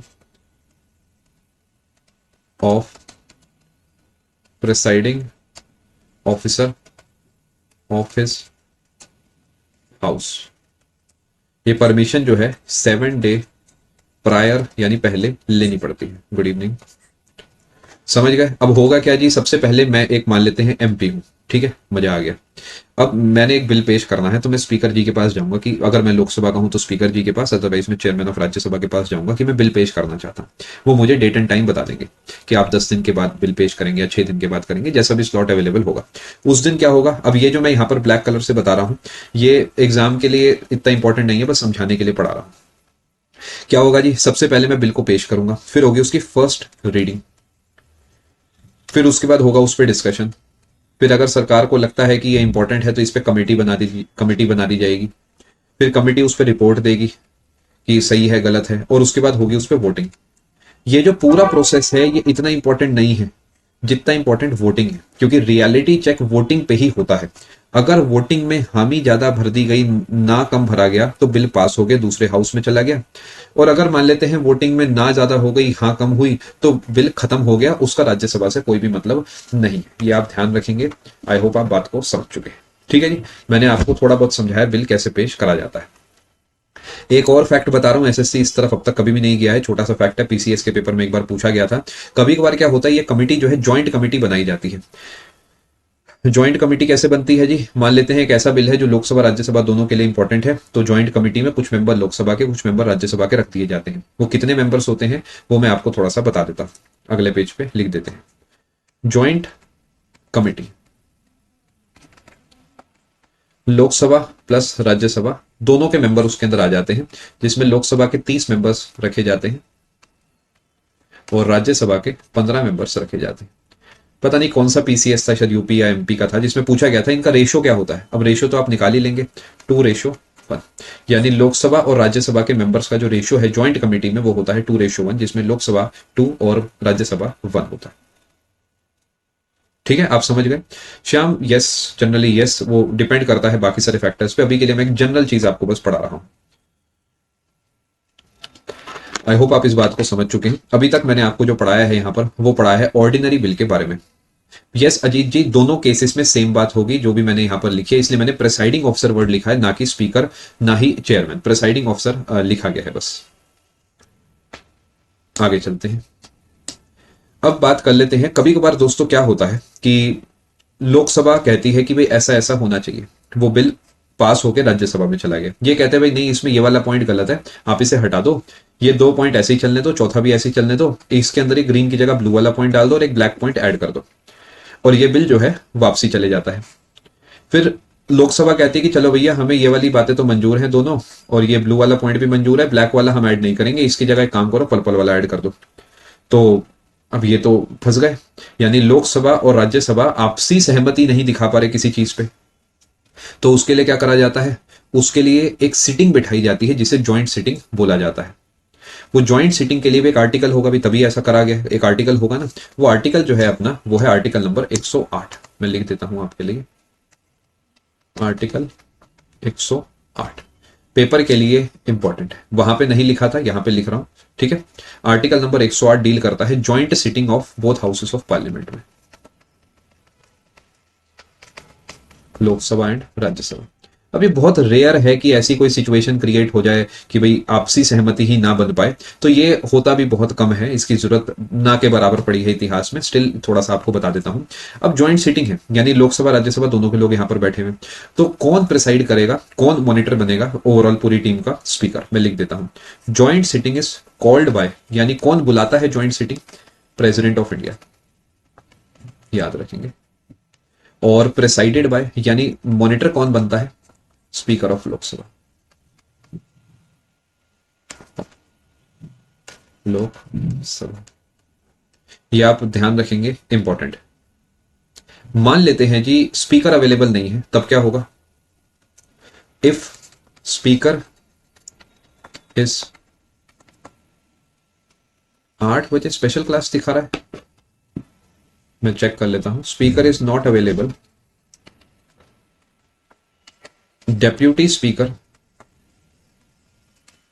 will preside, ये भी आप ध्यान रखेंगे, ठीक है। डेप्यूटी स्पीकर ऑफ लोकसभा, अगर दोनों नहीं है तो उस केस में कोई भी MP, if both not available any member of parliament. अब यहां पर ऐसा कहीं नहीं लिखा कि लोकसभा का राज्यसभा का, जो लिखा गया है संविधान में बस वो पढ़ाते चल रहा, नोट करिए।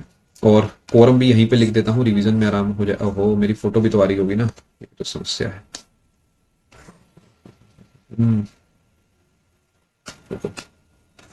फोटो को इधर कर देता हूँ, खुद कॉपी के लिए इधर कर देता हूँ।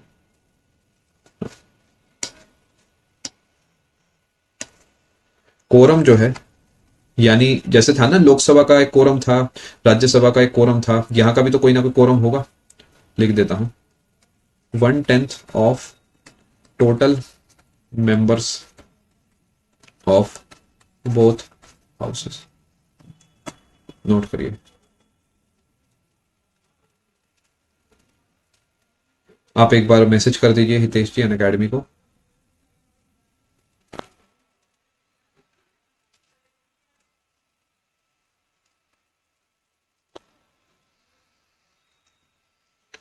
If speaker is not available, deputy speaker of Lok Sabha will preside, and if both not available, any member of parliament will preside। और कोरम में जो लिखा गया है वो लिखा गया इज इक्वल टू टोटल का 10%। स्प्रूस उसके बाद एनी मेंबर तक आ जाती है बात।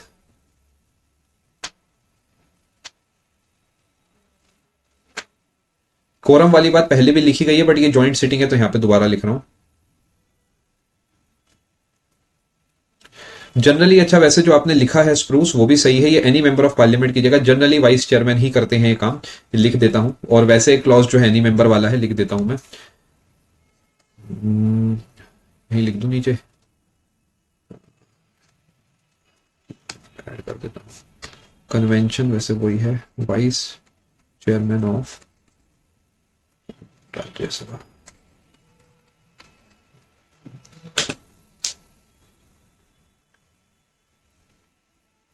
लक्ष्मी जी क्वेश्चन टैब में इसे भेजिए। प्रेसाइड का मतलब मॉनिटर करना, जो मेन गद्दी पर सलोनी जी बैठते हैं, जैसे सब बिजनेस कंडक्ट हो रहा है हाउस में, तो जो मेन गद्दी पर, सेंट्रल गद्दी पर बैठते हैं वो। ज्वाइंट कमेटी का रेशियो 2:1 है पिंटू जी, 30:15 लोकसभा इज टू राज्यसभा। ऐसा कब हुआ है जॉइंट सिटिंग? यस रोशनी जी, वो अगले पेज पे आपके लिए लिखा जाएगा, चिंता ना करें।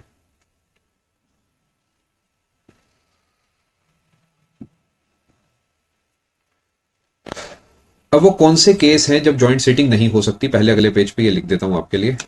नोट कर लिया आपने? चलिए, in case of joint sitting,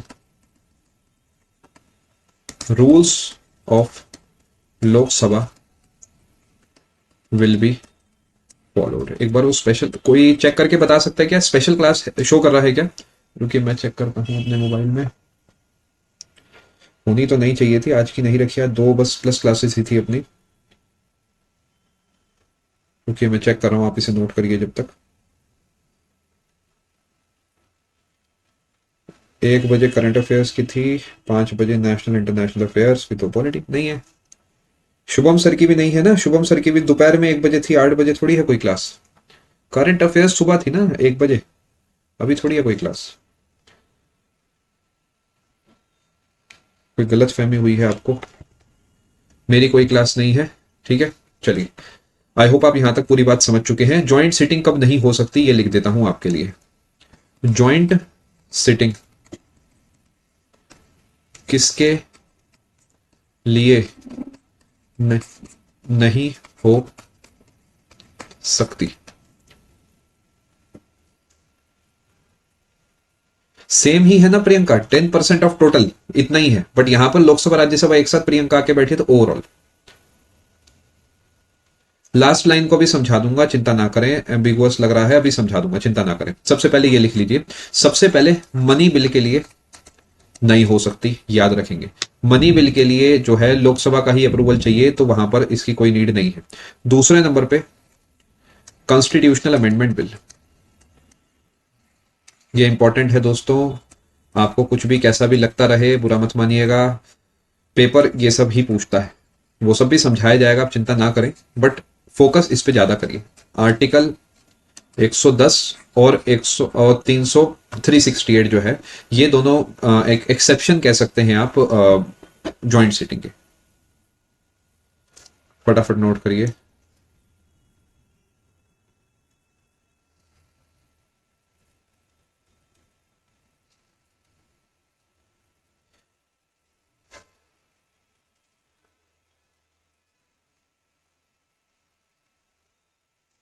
ठीक है, आई होप आपने नोट कर लिया। अब हिस्ट्री में जॉइंट सिटिंग कब कब हुई है बता देता हूं, ये भी जॉइंट सिटिंग की ही बात हो रही है।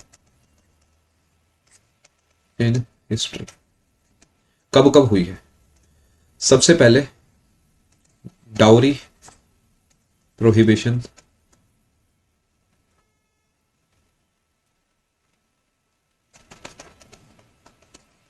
बिल 1960, ये ध्यान रखेंगे। सबसे पहली बार जो जॉइंट सिटिंग हुई थी वो इस बिल के लिए हुई थी, आप ध्यान रखेंगे। ये हुई थी 6 मई 1961 को। दूसरे नंबर पे बैंकिंग सर्विस, ये नहीं पढ़ाया जाएगा, इनमें क्या था, पढ़ना चाहें तो इंटरनेट पे भर भर के डेटा होगा, वहां से पढ़ सकते हैं। बैंकिंग सर्विस कमीशन बिल 1977, इसके लिए हुई थी 16 मई 1978। डेट्स इंपॉर्टेंट वैसे नहीं है, फिर भी एसएससी कुछ भी पूछता है इसलिए पढ़ाया जा रहा है। प्रिवेंशन ऑफ टेररिज्म बिल 2002, 26 मार्च 2002। कुछ रह गया क्या नोट करने से?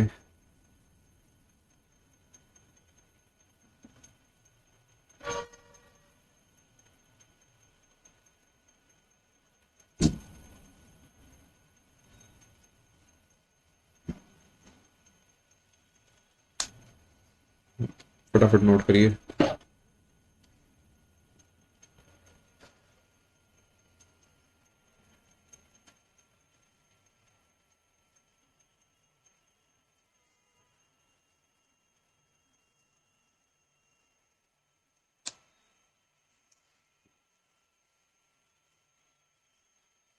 करा जी note.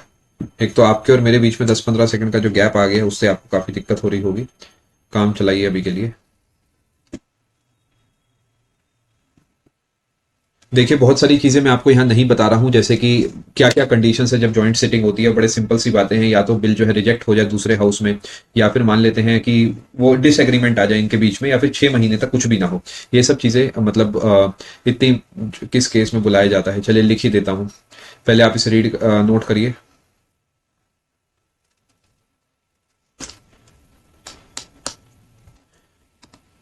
Cases when joint sitting is called.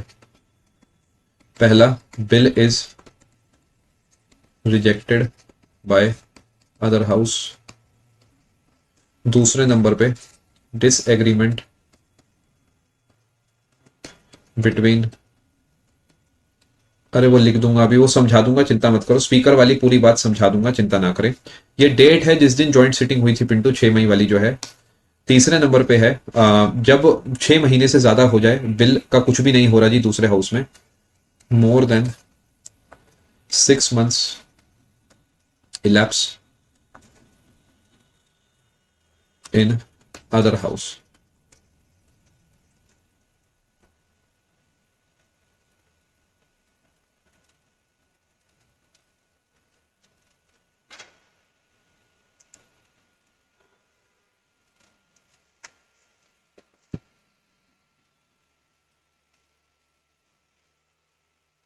याद रखेंगे प्रेसिडेंट बुलाते हैं ये जॉइंट सिटिंग जो होती है।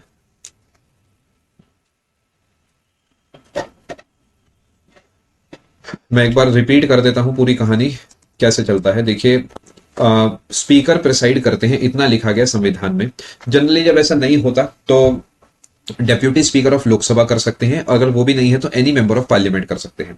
बट देखा गया है कि अगर डेप्यूटी स्पीकर भी नहीं है तो वाइस चेयरमैन ऑफ राज्यसभा को वो सीट दी जाती है। उसकी नौबत अभी तक नहीं आई है, फिर भी अगर आप थ्योरी पढ़ेंगे तो एनी मेंबर ऑफ पार्लियामेंट की जगह वाइस प्रेसिडेंट को सीट दी जाती है। तो यहाँ पर इसलिए दो क्लॉजेस मैंने ऐड करे हैं, एनी मेंबर ऑफ पार्लियामेंट या फिर वाइस चेयरमैन ऑफ राज्यसभा। अगर आपको एक ही याद करना है तो आप इसे वाइस चेयरमैन ऑफ राज्यसभा वाले को याद कर सकते हैं। ठीक है जी, अभिषेक जी ठीक है। निधि जी, अगर प्रेसिडेंट को लगता है कि डिस्कशन बहुत इंपॉर्टेंट है तो वहां पर वो प्रेसिडेंट चाहे तो ज्वाइंट सिटिंग बुला सकते हैं। देखिए ये जो केस है ना, ये बड़ा स्पेशल है ज्वाइंट सिटिंग वाला, इसलिए इतिहास में 2-3 बार ही हुआ है। और पावर भी ऐसे इंसान को दी गई है जिसे सबसे बड़ी उपाधि दी गई है, प्रेसिडेंट ऑफ इंडिया को। तो प्रेसिडेंट ऑफ इंडिया को तो अगर उन्हें लगता है ये बिल इंपॉर्टेंट है और इसका डिस्कशन होना चाहिए तो फिर वो बुला सकते हैं। लास्ट लाइन नहीं समझ आई। मान लेते हैं रक्षा एक बिल है, लोकसभा में पास हो गया, राज्यसभा में पहुंच गया, 6 महीने हो गए, ना ही राज्यसभा ने हाँ करा ना ही ना करा, कुछ भी नहीं करा। अगर प्रेसिडेंट को लगता है कि बिल बहुत ज्यादा इंपॉर्टेंट है तो उस केस में जो है प्रेसिडेंट चाहे तो एक जॉइंट सिटिंग बुला सकते हैं। इलैप्स होना मतलब बीत गए, 6 महीने से ज्यादा बीत गए हैं, दूसरे हाउस में बिल पड़ा हुआ है, बस कुछ भी नहीं हो रहा उसका। ठीक है, चलिए आगे चलते हैं। ये आप समझ गए, मैं एक बार पेन से लिख भी देता हूं, अभी भी किसी को कंफ्यूजन हो। पहली प्रायोरिटी दी जाएगी स्पीकर को, दूसरी प्रायोरिटी डेप्यूटी स्पीकर को, तीसरी प्रायोरिटी जनरली दी जाती है वाइस चेयरमैन को, और वैसे एनी मेंबर ऑफ पार्लियामेंट भी चाहे तो उस गद्दी पर बैठ सकते हैं। आगे चलते हैं, इतना डेप्थ में पेपर नहीं पूछने वाला, चिंता मत करो। अब ये प्राइवेट बिल क्या है जिसका शोर कमेंट सेक्शन में इतनी देर से हो रहा है, थोड़ा सा डिस्कशन कर लेते हैं। बिल बनने में लोकसभा, नहीं नहीं नहीं, बिल तो कोई कुछ भी कागज हो सकता है। एक्ट बनने के लिए उसे दोनों हाउसेस से और प्रेसिडेंट से होके गुजरना पड़ेगा। प्राइवेट बिल क्या होता है? Private bill by any member of Lok Sabha और Rajya Sabha who is not a minister. Rail से जुड़ा कोई बिल आया तो माना जाएगा सरकार ने उसे पेश करा, वो गवर्नमेंट बिल हो गया। बट अगर एक ऐसा इंसान जो है, जो एक मंत्री भी नहीं है, वो बिल पेश करना चाहता है तो उसे प्राइवेट बिल या प्राइवेट मेंबर बिल बोला जाता है। और इसके लिए परमिशन जो है 1 महीना पहले चाहिए होती है। ठीक है, और प्राइवेट बिल जो है, private bill is introduced in any house, either house भी लिख सकते हैं आप, ऑन ऑल्टरनेट फ्राइडेज। यानी 14 दिन में एक दिन ये काम होता है, क्योंकि इतने ज्यादा ऐसे बिल होते नहीं है, तो ऑल्टरनेट फ्राइडेज पे जो है ये बिल इशू करे जाते हैं।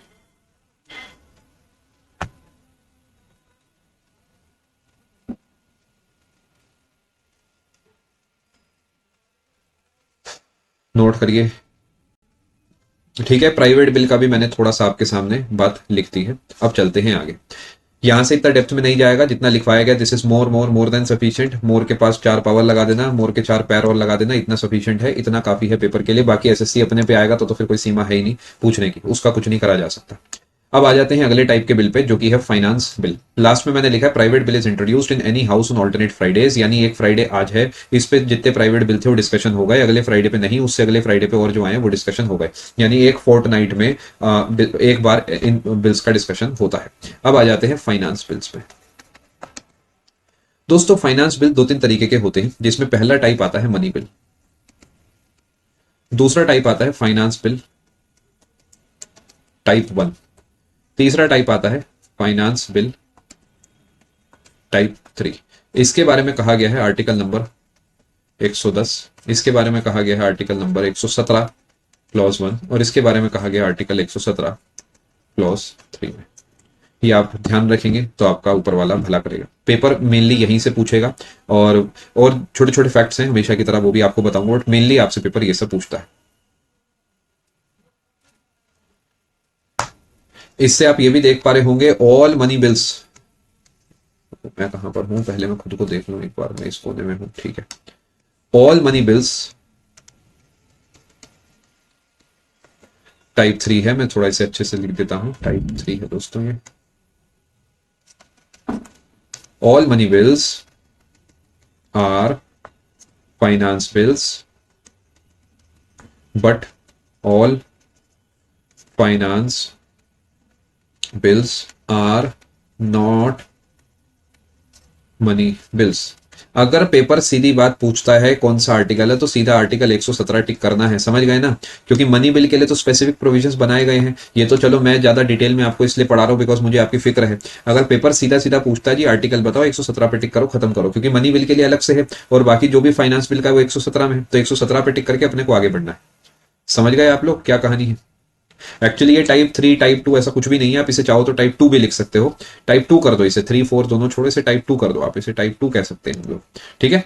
ये फाइनेंस बिल टाइप 2 कर दो, इसे फाइनेंस बिल टाइप 1 कर दो। क्या है मैं भी आपको समझा देता हूं, इसमें चिंता मत करना।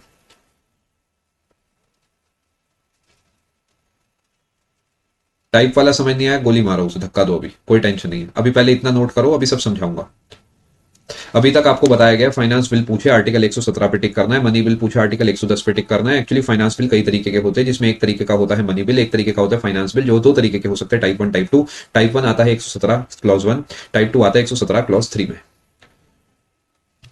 नो नो नो स्प्रूस, उल्टा बोला आपने। Money bills are types of finance bill, money bill is a kind of finance bill. नीचे लिखा है all money bills are finance bills but all finance bills are not money bills, यानी there can be some finance bills which are not money bills but there can be no money bill which is not a finance bill. मैं समझाता हूं, ऊपर नहीं दिख रहा,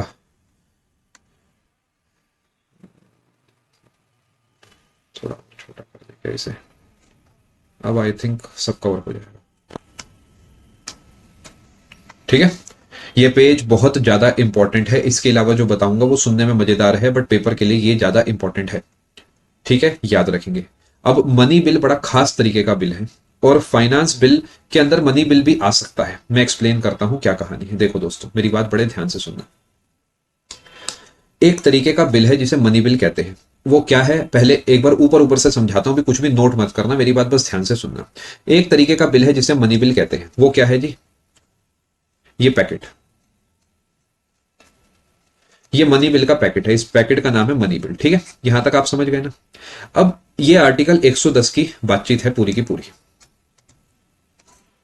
बड़े ध्यान से मेरी बात को सुनना, ठीक है। ये एक पैकेट है जो आर्टिकल 110 के अंदर लिखा गया है, जिसे मनी बिल बोलते हैं। क्या है कैसा है अभी आपको मैं समझा दूंगा, चिंता मत करो, ठीक है। अब मान लेते हैं एक ऐसा बिल आ गया, ये बिल है वो वाला आपके सामने बना रहा हूं मैं, जिसके अंदर ये मनी बिल वाली पूरी बातचीत तो है ही, जो आपने अपने सामने अभी देखी, मनी बिल 110 प्लस समथिंग है। तो क्या ये हरे वाला पैकेट एक मनी बिल है? नो, हरे वाला पैकेट एक मनी बिल नहीं है, बिकॉज इसमें कुछ और भी ऐड करा गया है। समझ पा रहे हैं ना जो मैं आपको समझाना चाह रहा हूं, यानी money bill plus something is equal to finance bill. ये कौन सा फाइनेंस बिल है? फाइनेंस बिल आर्टिकल 117 क्लॉज 1 वाला है, फाइनेंस बिल टाइप 1। फिर से बताता हूं, मनी बिल की जो भी कंडीशंस, जो भी जैसा भी है, उसके साथ अगर आप कुछ भी ऐड कर दोगे तो वो हो गया जी आपका फाइनेंस बिल टाइप 1। ये है आपका मनी बिल। अब एक तीसरे तरीके का बिल आ गया, रुको,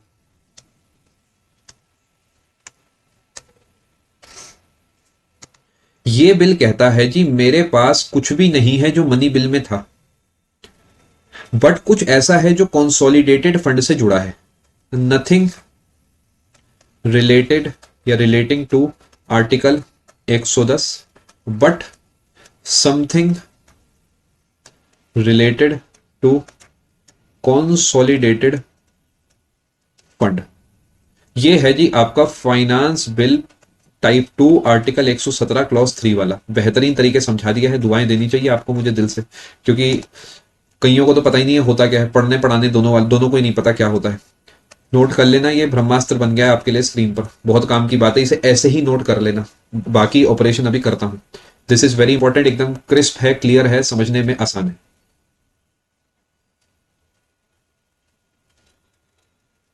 और इसके नीचे लिख लो treated as an ordinary bill. हर तरीके से ये एक ऑर्डिनरी बिल है, बट कुछ खास बातें हैं कि प्रेसिडेंट से परमिशन लेनी पड़ती है इसे इंट्रोड्यूस करने के लिए, ये वो।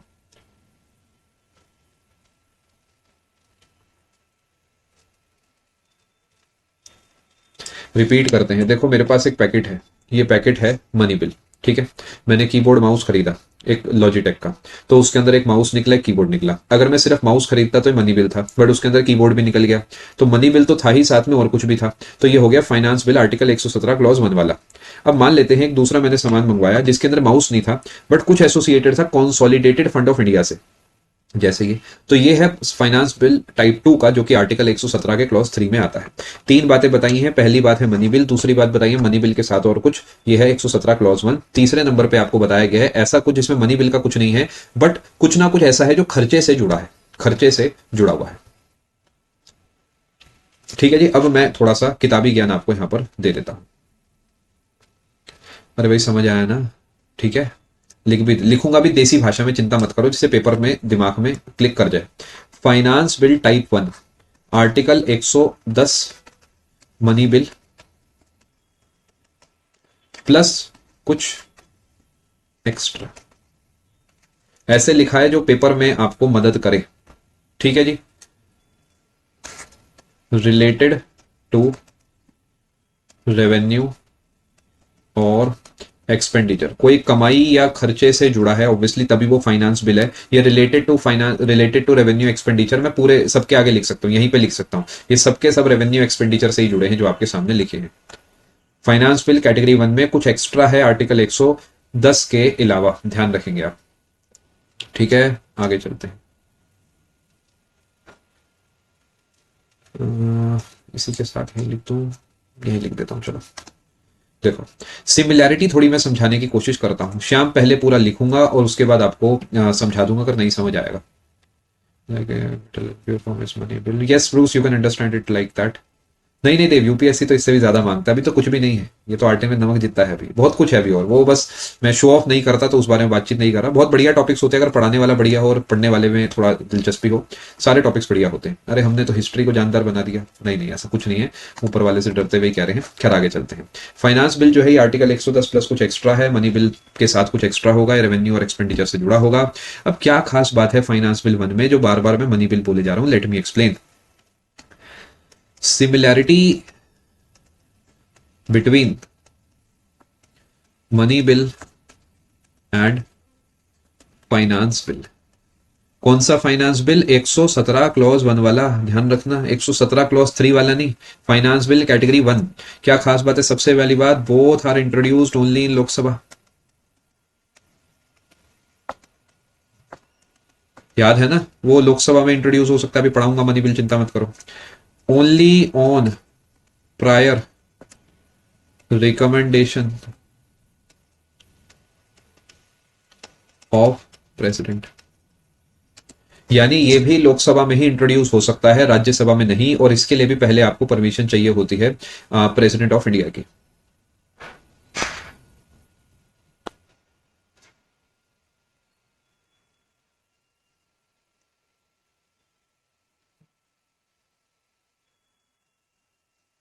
क्या आप मुझे बता सकते हैं कि क्या इसके लिए जॉइंट सिटिंग बुलाई जा सकती है फाइनेंस बिल कैटेगरी 1 के लिए?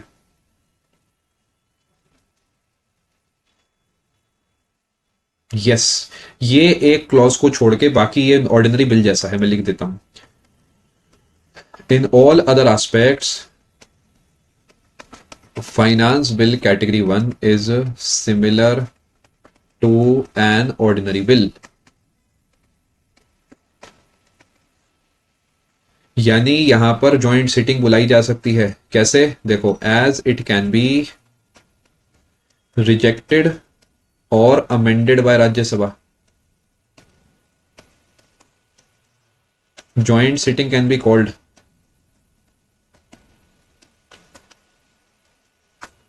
और president can give assent, can reject और hold। समझ गए? यही तो बारीकियां हैं जीवन की जो पता होनी चाहिए।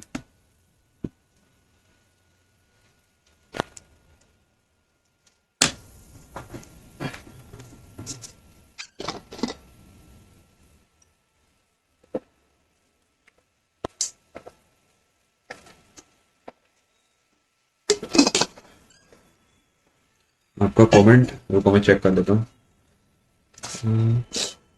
हकवाची, no idea and does not matter to me as an educator. मैं यहाँ बैठा हूँ, मैं पढ़ा रहा हूँ एज अ स्टूडेंट। आप यहाँ आए हैं, पढ़ें, इतना सही है बस इंपॉर्टेंट।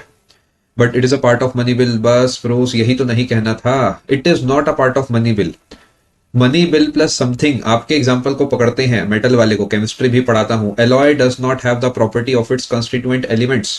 यानी अगर एक फाइनेंस बिल है जिसमें मनी बिल और एक्स्ट्रा कुछ आता है तो वो पैकेट मनी बिल नहीं है। It is a finance bill, article 117 clause 1 वाला। आप समझ गए मेरी बात, जो मैं आपको समझाना चाह रहा हूं। यानी भले ही उसमें मनी बिल प्लस समथिंग है, it will not be a money bill. Money bill जैसा सिर्फ एक ही कंडीशन में है कि लोकसभा में इंट्रोड्यूस होगा, प्रेसिडेंट की परमिशन से होगा, बाकी वो ऑर्डिनरी बिल है।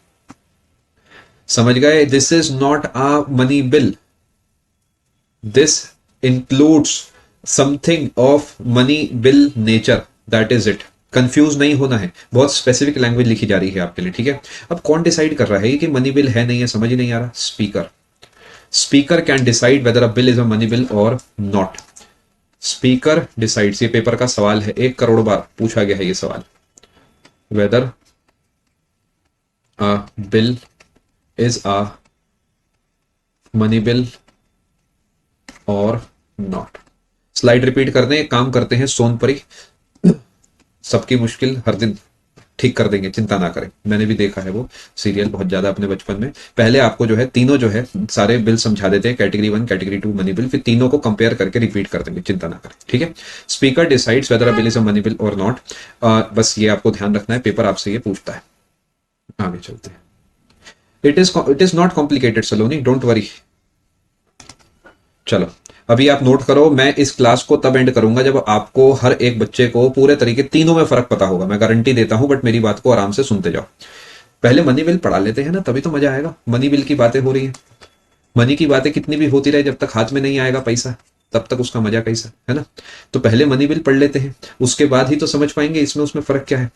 मनी बिल जो है ये जुड़ा है आर्टिकल नंबर 110 से। फ्लो में कोई शेर टाइप बन गया था, अभी ऐसा लग रहा है। It can be introduced only in Lok Sabha, only with prior permission of president. If passed in Lok Sabha, Rajya Sabha can not amend, cannot reject, cannot hold for more than 14 days।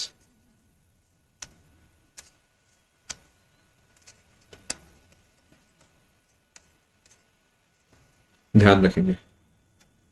अब लोकसभा से पास होते ही राज्यसभा से पास मान लिया जाएगा, बस 14 दिन का इंतजार करना है, ठीक है? और यहां से कहानी बड़ी आगे, यहां पे आई और उसके बाद गया प्रेसिडेंट के पास ये बिल। प्रेसिडेंट को भी पास करना ही पड़ेगा, प्रेसिडेंट हैज टू पास, ध्यान रखेंगे, प्रेसिडेंट हैज टू पास। क्यों? क्योंकि प्रेसिडेंट की परमिशन से ही ये बिल को इंट्रोड्यूस करा गया था। एक बार अब मैं आपको दोबारा समझा दूंगा, चिंता ना करो, पहले इसे एक बार छाप लो। It can be introduced only in Lok Sabha only with prior permission of President. If passed in Lok Sabha, Rajya Sabha cannot amend, cannot reject, cannot hold more than 14 days. President has to pass the bill if it is passed by Lok Sabha. 14 दिन तक अगर कोई जवाब नहीं आता तो मान लिया जाएगा कि हामी है, मान लिया जाएगा कि हाँ कर दिया गया है। Kashish nothing, if pass by Lok Sabha सबको पास करना ही पड़ेगा। फाइनेंस बिल का टाइप है मनी बिल, फाइनेंस बिल, बिल्कुल सही आपने प्रियंका जी लिखा है।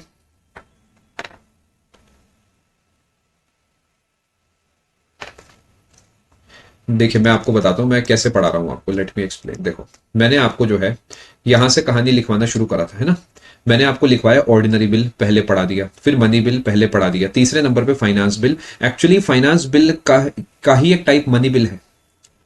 जैसे कि पीएम भी तो एक एमपी ही है, तो पीएम को अलग से क्यों पढ़ते हैं? बिकॉज वो बाकी एमपी से अलग है, ऑल पावरफुल है, मोर पावरफुल है ना। तो मनी बिल भले ही एक तरीके का फाइनेंस बिल है, बट इसके लिए अलग से एक आर्टिकल बनाया गया है, इसलिए यहां पे अलग लिखा है, वैसे वो फाइनेंस बिल का हिस्सा है। पेपर पूछे 117 पे टिक करके आगे बढ़ना है, ठीक है। आगे बढ़ते हैं दोस्तों, यहां तक आप समझ गए, बल्ले बल्ले। अगर आप समझ गए तो आप बहुत ही समझदार होशियार हैं। अब चलते हैं आगे, फाइनेंस बिल टाइप 2 जो कि है आर्टिकल 117 क्लॉज 3 के अंदर लिखे हुए, ध्यान से समझना। Does not contain anything related to article 110। Money bill से जुड़ा कुछ भी नहीं है, but contain measures impacting consolidated fund of India. Consolidated fund of India से अगर कोई खर्चा जुड़ा है तो वो इसके अंदर काउंट हो सकता है, ध्यान रखेंगे।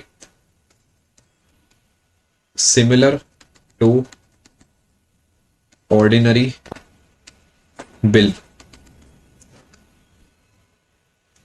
मणिकर्णिका बिकॉज वो पार्लियामेंट है, कभी कभार ऐसा हो सकता है कि उनके सजेशन सही हो और उनपे जो है सुनवाई हो जाए लोकसभा में, यानी Lok Sabha can reject their amendments but they may accept. क्या दिक्कत की बात है? हो सकता है कोई रिकमेंडेशन मिल जाए ऐसे जो बढ़िया हो।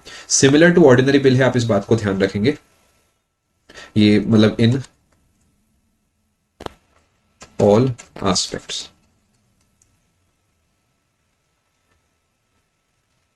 प्रेसिडेंट की अप्रूवल नहीं चाहिए, ये आप ध्यान रखेंगे।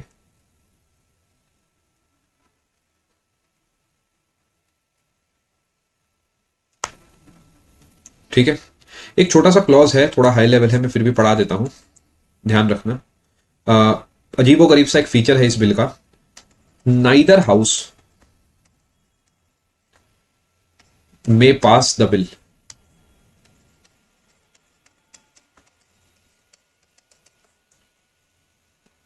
without the president first requesting that it be brought up for consideration। मैं समझाता हूं, चिंता मत करो, रीड भी कर दूंगा। देखिए इस पेज पे जो लिखा गया है थोड़ा कंफ्यूज कर रहा होगा, मैं समझा देता हूं। पहली बार does not contain anything related to article 110। Second number पे है but contain measures impacting consolidated fund of India. जो खर्चे होते हैं भारत सरकार के वो सारे कॉन्सोलिडेटेड फंड ऑफ इंडिया से होते हैं, ठीक है। उस पे कोई जैसे उससे जो स्पेंडिंग होनी है, आगे स्पेंडिंग भी लिख सकते हो, उसे इंपैक्ट करते हैं, तभी वो फाइनेंस बिल है, खर्चा होगा, जैसे टैक्सेशन वगैरह हो सकता है इसमें। तीसरे नंबर पे लिखा है similar to ordinary bill in all aspects. एक यूनिक फीचर है इसका, नाइदर हाउस ऑफ पार्लियामेंट में pass the bill without the president first requesting that it be brought up for consideration होना चाहिए। अंग्रेजी ठीक लिखी है मेरा ख्याल तो, बाकी आप बेटर जानते हैं मुझसे rules, I think English is correct. ठीक है, मैं आप समझा दूं, अगर आपने छाप लिया है तो मैं आप समझा देता हूं। देखो मेरी बात ध्यान से सुनो, 3 तरीके के बिल्स है। पहले समझते हैं तीसरे वाला। तीसरे वाले बिल में क्या खास बात है, जैसा ऑर्डिनरी बिल था वैसा ही है, किसी भी हाउस में आ जाएगा, प्रेसिडेंट से अप्रूवल नहीं चाहिए। बस क्यों फाइनेंस बिल है, क्योंकि इससे को खर्चे वाला मैटर जुड़ा हुआ है। जैसे नॉर्मल बिल तो होता है रेलवे से कुछ जुड़ा बिल आ गया या टेलीकम्युनिकेशन से जुड़ा कोई बिल आ गया, ये वो बिल नहीं है। ये कहता है जी को खर्चा होना है किससे, कॉन्सोलिडेटेड फंड ऑफ इंडिया से, इसलिए इसे फाइनेंस बिल के अंदर कवर करा गया है। और एक अजीबोगरीब सी इसके पास यूनिक फीचर है, वो क्या है कि जब तक ये किसी हाउस में नहीं जाएगा जब तक प्रेसिडेंट हामी ना भरे। अजीब सा फैक्ट है ना। यानी यहां पर क्या है, प्रेसिडेंट जब कहते हैं कि इस पे डिस्कशन हो तभी ये उस हाउस में जाके जो है पास हो सकता है। समझ पा रहे हैं, दोनों हाउस में जाने से पहले इसे जो है प्रेसिडेंट एक बार कहेंगे कि आप इसका कंसिडरेशन कर लो, ठीक है। कंसिडरेशन है, रिकमेंडेशन नहीं है। ये रिक्वेस्ट करेंगे कि इसका जो है कंसिडरेशन करा जा सके। अगर आपको पॉइंट नंबर 4 नहीं समझ में आया तो आप इसे इग्नोर कर दो, ये थोड़ा हाई लेवल बात है। ये पेपर जहां तक है मुझे लगता है नहीं पूछेगा, फिर भी मैंने पढ़ा दिया है। यह है हमने पढ़ा है आर्टिकल 117 क्लॉज 3। आ जाते हैं money bill pay. Money bill में लोकसभा के पास बहुत ज्यादा पावर है। अगर लोकसभा ने कह दिया ना तो बिल खत्म, डेड। लोकसभा ने हां कह दिया तो ये जाएगा राज्यसभा। राज्यसभा या तो इस पे हां करेगी या ना करेगी या कुछ नहीं करेगी। राज्यसभा ये तो काम कर ही नहीं सकती। राज्यसभा को हां करना ही है। मान लेते हैं उसने कहा जी मैं इसमें कुछ अमेंडमेंट करना चाहती हूं, या मुझे लगता है ये बात गलत है, या उसे लगता है कि इसमें कुछ सजेशंस देने हैं। ये सारी चीजें जो हैं लोकसभा तक पहुंच जाएगी। बट वो लोकसभा की मर्जी है कि वो उसे इग्नोर करना चाहे तो कर सकते हैं। यानी लोकसभा ने जो लिखकर भेज दिया वो पत्थर की लकीर है, लोकसभा ने साइन कर दिए तो बस हो गया। उसके बाद वो गया प्रेसिडेंट भाई के पास। अब प्रेसिडेंट ने ही शुरू में कहा था कि हाँ इस बिल को पेश कर दो, मेरी तरफ से ओके की रिपोर्ट है। अब सोचो जब ओके की रिपोर्ट है तो प्रेसिडेंट बाद में थोड़ी मना कर सकते हैं, नहीं मना कर सकते। तो प्रेसिडेंट इस पे ना नहीं कर सकते, प्रेसिडेंट को इस पे हाँ करना ही करना है। प्रायर रिकमेंडेशन ऑफ प्रेसिडेंट नहीं है निधि जी, स्टेटमेंट को दोबारा पढ़िए। यहां पर लिखा गया first requesting that it be brought up for consideration. दोनों में फर्क है निधि, दोनों में काफी ज्यादा फर्क है। प्रायर रिकमेंडेशन अगर कर दिया तो Nidhi president is recommending the bill, यहां पर वैसा नहीं हो रहा है। यहां पर प्रेसिडेंट रिक्वेस्ट कर रहे हैं कि इसका डिस्कशन कर लिया जाए। दोनों बातों में फर्क है, संविधान में ये शब्दों का थोड़ा ज्यादा खेल है। बाकी नहीं भी अगर आपको थोड़ा बहुत इसमें समझ आया, बारीकी अभी नहीं समझ पाए, आप एक बार आर्टिकल 117 110 इन्हें पढ़ना, समझ आ जाएगा। नहीं आया तो मैं बैठा हूं दोबारा समझा दूंगा किसी क्लास में, ठीक है। और ये आप पूरे तरीके से समझ गए मनी बिल वाली बात। अब आ जाते हैं इस पे, फाइनेंस बिल कैटेगरी 1 में। ये अजीबो गरीब सा बिल है क्योंकि इसमें है 110 प्लस कुछ एक्स्ट्रा, खर्चे से जुड़ा है, ऑब्वियस सी बात है। ये दोनों ही लोकसभा में ही इंट्रोड्यूस करे जा सकते हैं प्रेसिडेंट की प्रायर रिकमेंडेशन से। अब देखो एक बात गजब बताता हूं, प्रेसिडेंट ने रिकमेंड कर दिया तो ये वाला बिल क्यों रिजेक्ट हो सकता है, बिकॉज ये अमेंड हो सकता है ना राज्यसभा के द्वारा। लोकसभा ने कहा भाई ये 10 बातें बिल में है, प्रेसिडेंट जी पेश कर दें, कर दो, कोई दिक्कत नहीं है। लोकसभा ने 10 की 10 बातें पेश कर दी, पास कर दी, राज्यसभा में गई, उन्होंने 2 बातें काट दी, 8 बातें बची। तो प्रेसिडेंट चाहे तो वो 8 बातों वाले कॉन्सेप्ट को रिजेक्ट कर सकते हैं ना भाई। वो कहेंगे जी नहीं मैं 10 बात पे हाँ करी थी। सोच के देखो, उन्हें लगता है जी वो 10 पॉइंट होने चाहिए, राज्यसभा ने तो उसमें 6 ही छोड़े, तो अब उन्हें लगता है ना ना ये गलत बात है, इसे रिजेक्ट करा जाए, इसे होल्ड पे डाला जाए या इसे पास करा जाए। और क्योंकि ये अमेंड हो सकता है राज्यसभा के द्वारा तो इस पे जॉइंट सीटिंग भी बुलाई जा सकती है। क्योंकि अगेन वही सेम इशू कि भाई लगता है कि 4 बातें गलत कटी हैं उसमें से, क्योंकि सेकंड हाउस में मॉडिफिकेशन हो गया तो प्रेसिडेंट के पास जो पावर थी ऑर्डिनरी बिल वाली वो खुल गई। तीनों बिल आई होप आपको समझ आ गए होंगे। मैंने अपनी तरफ से बिल्कुल ईमानदारी से आपको इसे समझाने की कोशिश करी है और कोशिश करी है कि ये मुश्किल सा टॉपिक आपके लिए थोड़ा सा आसान हो जाए। ठीक है जी, अब मैं चलता हूं आगे और आपको अगली चीज पढ़ा देता हूं जो कि है कॉन्स्टिट्यूशनल अमेंडमेंट बिल। एक बार कोई प्लीज नंबर ऑफ डाउट्स मुझे काउंट करके बता दे, रफ आइडिया चाहिए बस कितने हैं। अकॉर्डिंगली जो है मैं क्लास को कंक्लूड करूंगा क्योंकि अगली भी क्लास है 10 बजे, खाना भी मैंने भी खाना है, आपने भी खाना है। कॉन्स्टिट्यूशनल अमेंडमेंट, विश्वास मानना बहुत ही बारीक तरीके, बढ़िया तरीके आपको मैंने टॉपिक पढ़ाया, अदरवाइज इसे एक बार खुद पढ़ के देखना, आपको समझ आएगा। बहुत कंफ्यूजिंग है, क्लैरिटी नहीं बन पाती दिमाग में। कोशिश करी है कि आपको एग्जैक्ट बात जो पेपर पूछता है वो आपको समझ में आ जाए। कॉन्स्टिट्यूशनल अमेंडमेंट बिल, क्या मनी बिल प्रेसिडेंट को प्रेसिडेंट चाहे तो, yes Nidhi ji, yes theoretically yes बिल्कुल, बट वो ऐसा करते नहीं क्योंकि प्रेसिडेंट जो भी करते हैं वो काउंसिल ऑफ मिनिस्टर्स या कैबिनेट की मंजूरी से ही करते हैं। बट थ्योरेटिकली निधि यस, यानी he may say that I am not recommending this bill to be introduced in Lok Sabha, yes he can do that. 26 doubts हैं। एक काम करते हैं, इस क्लास को यहीं पे कंक्लूड करते हैं। ये 10 बजे आपको पढ़ाता हूं, नेक्स्ट क्लास में हम इस टॉपिक को पढ़ेंगे। ठीक है। आई होप आपको इस क्लास में मजा आया होगा। जैसे हमेशा सेकंड हाफ में पढ़ते हो वैसे ही आते ही पढ़ने लग जाया करो, बिकॉज आने के बाद कम से कम 15-20 मिनट आपकी एनर्जी का लॉस होता है, जिससे टर्बुलेंस आती है आपकी तैयारी में। आई अंडरस्टैंड इशूज थोड़े ज्यादा हो रहे हैं, आपको डेटा डेटा का बहुत ज्यादा लॉस हो रहा है, और वैसे भी नंबर ऑफ क्लासेस कम देख पा रहे होगे because of these issues, but कोई बात नहीं, परेशान नहीं होना। समय को थोड़ा समय दीजिए, अपने आप सब हो जाएगा। जब तक जो अपना बेस्ट है वो देते रहिए। बहुत ज्यादा दिक्कत है तो रिकॉर्डिंग लगा लीजिए, ठीक है जी। घबराना नहीं है। यहाँ पे क्लास में कंक्लूड करता हूँ। मिलते हैं आप सभी से आने वाली क्लास में 10 बजे। Thank you so much. God bless, take care, good bye. बहुत बहुत धन्यवाद आप सभी का इस क्लास का हिस्सा बनने के लिए और परेशानियों में भी क्लासेस को लगाते रहने के लिए, अपनी तैयारी को चलाने के लिए। Thank you so much. God bless all. 10 बजे मुलाकात होगी। फटाफट भागो और थोड़ा सा आराम करो, खाना खाओ, थोड़ा सा घर में ही वॉक कर लो, और फोन थोड़ा सा चाहो तो चला लेना, बहुत ज्यादा मत चलाना। स्पेशली 10 बजे, 9:30 के बाद अवॉइड करना, बिकॉज आंखों पे ज्यादा जोर पड़ेगा। 10 से 12 भी class. Thank you so much. God bless all. शुरू करते हैं जी डाउट्स का सिलसिला। ठीक है अभिषेक जी, मैं पूरी कोशिश करूंगा। यस देव, ये काफी समय से काफी लोग डिमांड कर रहे हैं। वैसे मैं कार्टन कल्चर लाया हूँ, आई होप आपने वो लगा लिया होगा। नहीं लगाया हो तो आप उसे जरूर लगा लेना। बाकी फुल फ्लेजेड एक स्टैटिक जीके मैं आपके लिए कोशिश करता हूँ, ले आता हूँ, ठीक है। माफी चाहेंगे, काफी ज्यादा डिले हो गया है।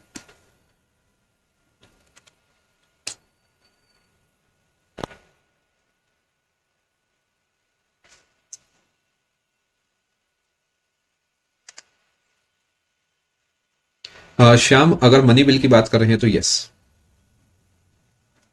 Rahul, I have no idea बेटा, और आप ये सब मत सोचो, आप अपनी तैयारी पे ध्यान दो बस। पिंटू, आई अंडरस्टैंड ये दिक्कत है, बट उम्मीद है जल्दी ही ठीक हो जाएगा सब। देखिए ऑफिशियल जी, ये जो इशू है मैंने अन अकेडमी की जो टीम है वहां तक पहुंचा दिया था। बाकी मेरे भी हाथ में काफी सारी चीजें नहीं है ना। आई होप आप समझ रहे हैं कि हर इंसान का अलग अलग काम है। मेरा काम पढ़ाना है, मैं उस पर फोकस करता हूँ, दिन भर मेरा उस पे जाता है। ऐसी जो अन अकेडमी की टेक्निकल टीम है वो उस पर फोकस कर रही है, वो डेफिनेटली इस पे काम कर रहे होंगे, और जल्दी ही आपको कुछ ना कुछ सोल्यूशन मिल जाएगा।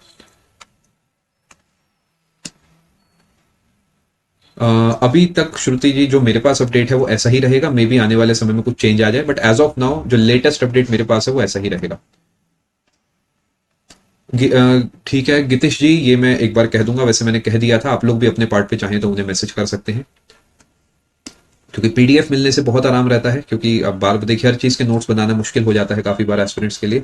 स्पेशली मैथ्स वगैरह है तो उसमें पीडीएफ पड़ी रहती है, तो बाद में कई महीनों बाद कोई दिक्कत आए तो आसानी रहती है रिवीजन में।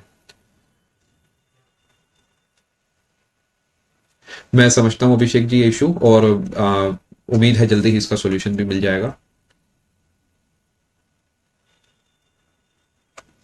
ठीक है प्रद्युमन, हाँ इस कोर्स में वो चीज़ नहीं कर पा रहा। मैं कोशिश करता हूँ आने वाली क्लासेस से ये चीज़ भी स्टार्ट कर देता हूँ, अभी थोड़ा सा रुक के, बट इसे ज़रूर मैं इम्प्लीमेंट करता हूँ। विक्रम जी, दो तीन रास्ते हैं। पहला रास्ता है मंथली या क्वार्टरली मैगजीन्स से पढ़ना जो मार्केट में बिकती हैं। दूसरा रास्ता है एजुकेटर्स के कोर्सेज लगाना, जैसे शुभम सर का एक करंट अफेयर्स का कोर्स काफ़ी समय से चल रहा है, उसे आप लगा सकते हैं। और इसके अलावा आप अन अकेडमी पे और किसी एजुकेटर का कोर्स लगा सकते हैं, अगर आपको कोई करंट अफेयर्स पढ़ाता है और आपको समझ आता है तो, ठीक है। यही कुछ रास्ते हैं। बाकी आप एक काम ये भी कर सकते हो विक्रम जी की, जब प्रीवियस ईयर प्रैक्टिस करो ना आप, तो वहां पर देखो कौन कौन से टॉपिक से सवाल आते हैं, उन टॉपिक को आप गूगल करके पढ़ लो। फॉर एग्जाम्पल आपको दिखा जी बार बार फीफा से सवाल बने हुए हैं, या बार बार जो है मान लेते हैं क्रिकेट की आईपीएल से सवाल बने हुए, तो उनके बारे में आप एज अ टॉपिक खुद स्टडी कर लो।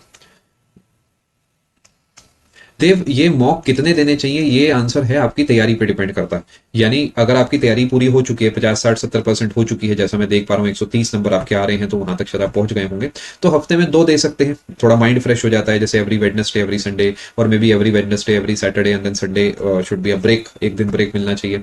अगर आपको लगता है अभी तैयारी में गुंजाइश है तो उस केस में पहले तैयारी करें। देखिए सिंपल सी बात है देव, अपने जो सिलेक्शन होता है ना वो होता है नॉलेज से, और नॉलेज आती है पढ़ने से। मॉक देने से सिर्फ एक आपको पता लगता है कौन से टॉपिक आपके कमजोर हैं, दूसरा आपकी स्पीड का पता लगता है। वो टॉपिक से आप जो है दोबारा जाके थ्योरी पढ़ सकते हैं, बस ये काम है। गितेश जी, उम्मीद है जरूर मिलेगा। मे भी कुछ काम चल रहा हो इंटरफेस पे, क्योंकि बहुत बड़ा चेंज आया तो अभी हो सकता है कुछ चीजें अभी आपको वहां ना चलती हुई दिख रही हूँ। आप बाकी अन अकेडमी की टीम को भी एक बार मैसेज करिए, मैं भी अपनी तरफ से एक बार दोबारा कह दूंगा। डार्क अभी इस महीने में नहीं प्लान कर रहा मैं, बिकॉज अभी पॉलिटी ही चल रहा है, इस पर थोड़ा फोकस है। इसे पूरा करा के जो है मैं बाकी कोर्सेज जो है आपके लिए लाऊंगा। आई होप ये डाउट आपका क्लियर हो गया होगा। ये वाला जो है same answer for you programmer ji, 110 117 का डिफरेंस विशाल, आई होप आपको समझ में आ गया होगा।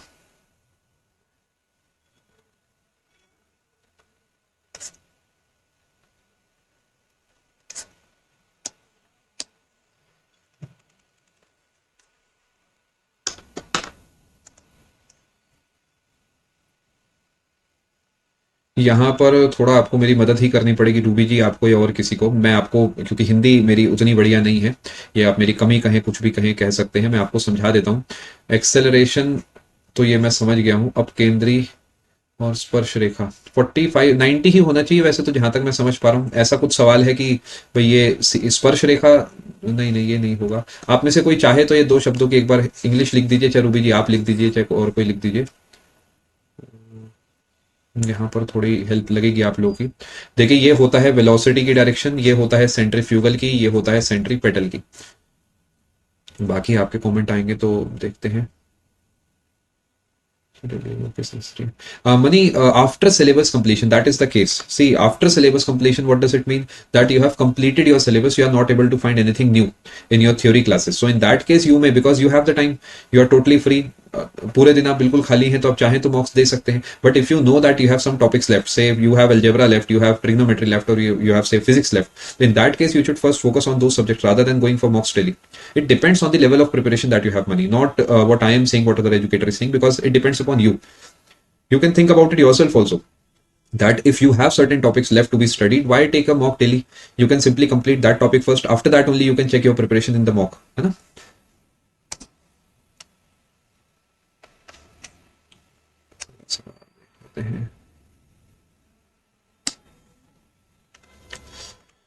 रूबी जी थोड़ा हिंदी मुझे तकलीफ देगी, मैं फिर भी कोशिश कर देता हूँ। जेट इंजन किसके कंजर्वेशन पे काम करता है?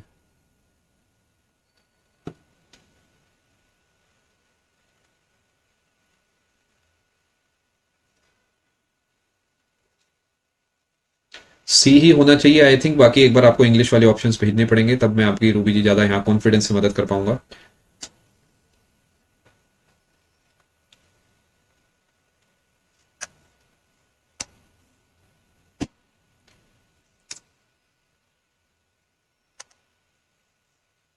अच्छा, टेंजेंशियल एक्सेलरेशन है।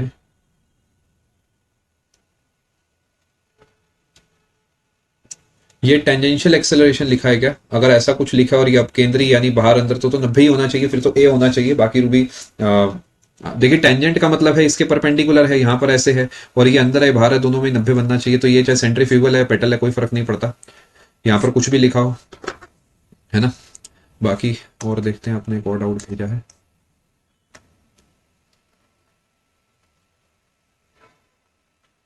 यदि दो फोर्सेस, माइनस आना चाहिए वैसे, फिर भी देख लेते हैं। यदि दो बल विपरीत दिशाओं से किसी पिंड पर कार्य करते हैं, ये इधर फोर्स लग रहा है F1, ये इधर लग रहा है F2, तो उस पर कार्य करने वाले शुद्ध बल यानी नेट फोर्स का परिणाम दोनों का डिफरेंस होगा, क्योंकि विपरीत दिशाओं से काम कर रहे हैं। अनुपात नहीं होगा, योग भी नहीं होगा, ये होना चाहिए। बाकी आप बताएं कहाँ पर आपको दिक्कत आ रही है।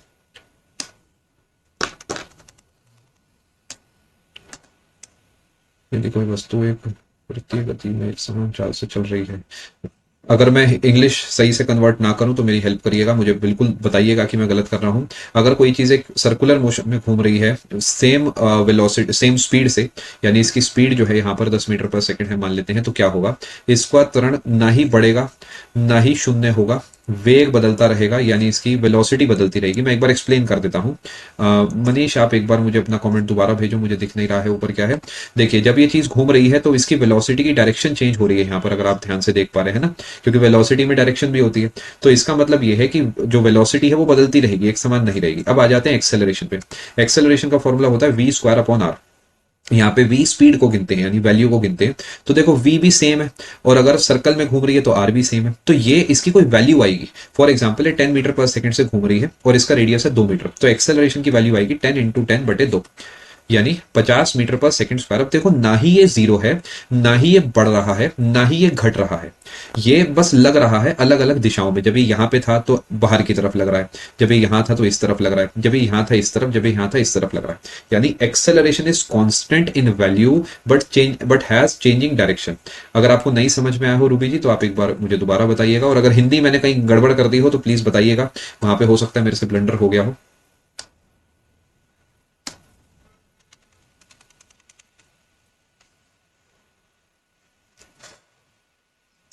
यहाँ पर रूबी जी इंग्लिश का इस्तेमाल मुझे करना पड़ेगा। एक ट्रेन की गति डैश का उदाहरण है।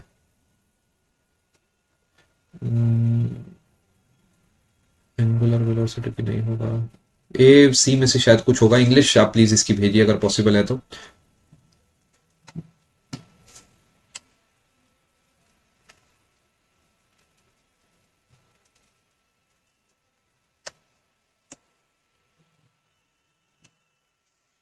सर मान लो गवर्नमेंट, ये समझ नहीं पाया मैं, क्या लिखा प्रद्युमन आपने? दूसरी पार्टी को मौका मिलेगा क्या, ये नहीं समझ पाया, एक बार आपको दोबारा लिखना होगा। मनीष जी आपको कमेंट मुझे नहीं मिला है, दोबारा भेजिए।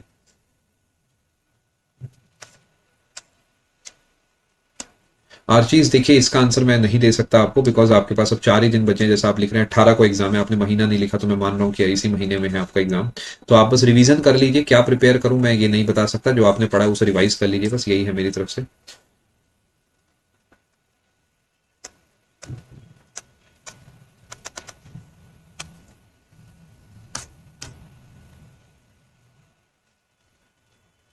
कशिश जी, जिस पार्टी को ज्यादा वोट मिले हैं वो जीत जाएगा। दोबारा इलेक्शन का भी यूज नहीं है, फिर तो दोबारा नोटा मिल जाएगा।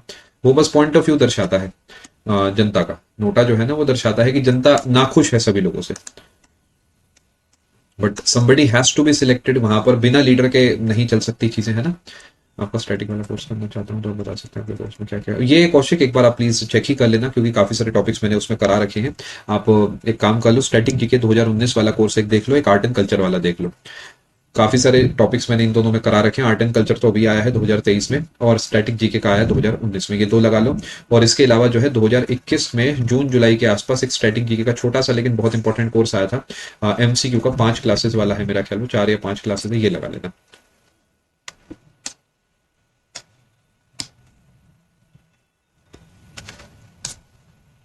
टाइम हो गया है, मैं फिर भी कोशिश करता हूँ कुछ डाउट सॉल्व ले लूँ।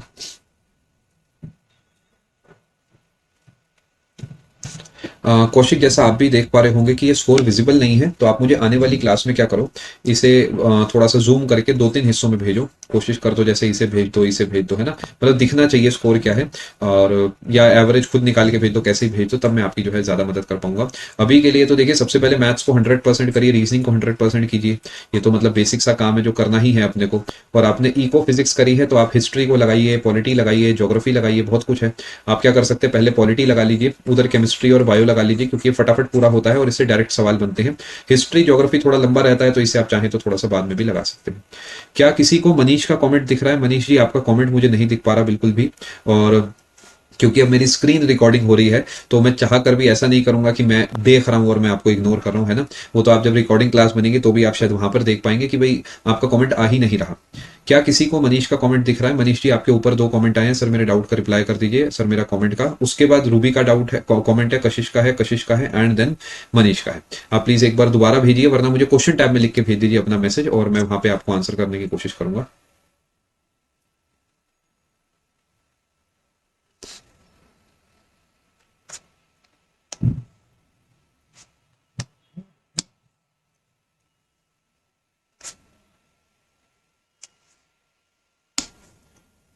देख लेते हैं और क्या क्या डाउट है।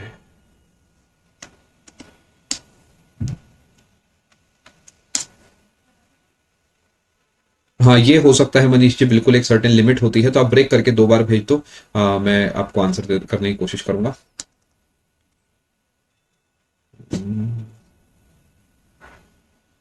बहुत बढ़िया, सही है, आप एग्जाम्पल्स वगैरह भी नोट कर रहे हैं, अच्छी बात है।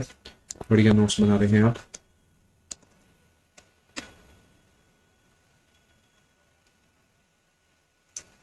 सर पिछली क्लास की और इस क्लास की एनोटेशन फाइल अपडेट सेक्शन में डाल दीजिए। वीडियो और एनोटेशन फाइल डाउनलोडिंग का ऑप्शन नहीं आ रहा है। टाइम एनोटेशन की क्लास, ठीक है। बहुत बहुत शुक्रिया। ठीक है, मैं कोशिश कर लूंगा। देखो, अगर मुझे अपने पार्ट पे, मतलब मेरे इंटरफेस पे अवेलेबल हुआ, तो मैं बिल्कुल ऐसा कर दूंगा। मैं नोट कर लेता हूँ, एनोटेशन फाइल। ठीक है, अगर नहीं दिखा तो माफी चाहेंगे, फिर तो मतलब अन अकेडमी ही आपकी डायरेक्टली मदद कर पाएगा। और अदरवाइज अभिषेक जी, मैं पूरी कोशिश करूंगा इसे ऐड कर दूं। और डाउट आया है आपका, सेम डाउट है, ठीक है अभिषेक। मनीष, अब आपका डाउट मुझे मिला है, मैं खोल लेता हूँ।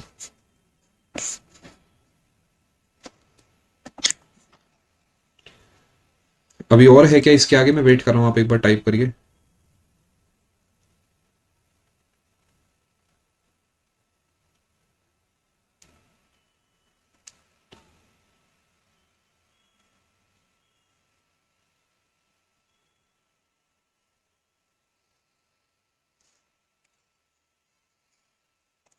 जब तक मैं अगला डाउट ले लेता हूँ।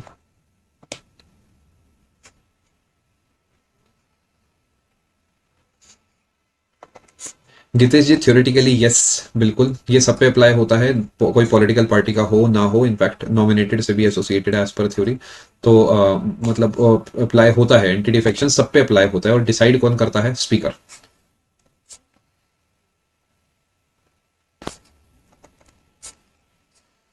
ठीक है जी। डाउट में शायद इतना ही होगा मनीष जी, मैं देख लेता हूँ। मेरा कोर्स कंप्लीट हो गया एक्सेप्ट इकोनॉमिक्स, लेकिन मैं रिवीजन नहीं हो पा रहा, क्या मुझे रिवीजन पर फोकस करना चाहिए? दोनों चीजें करिए मनीष जी, डेली एक मॉक में 1.5-2 घंटे लगेंगे, 2 घंटे मान लीजिए मैक्सिमम, है ना।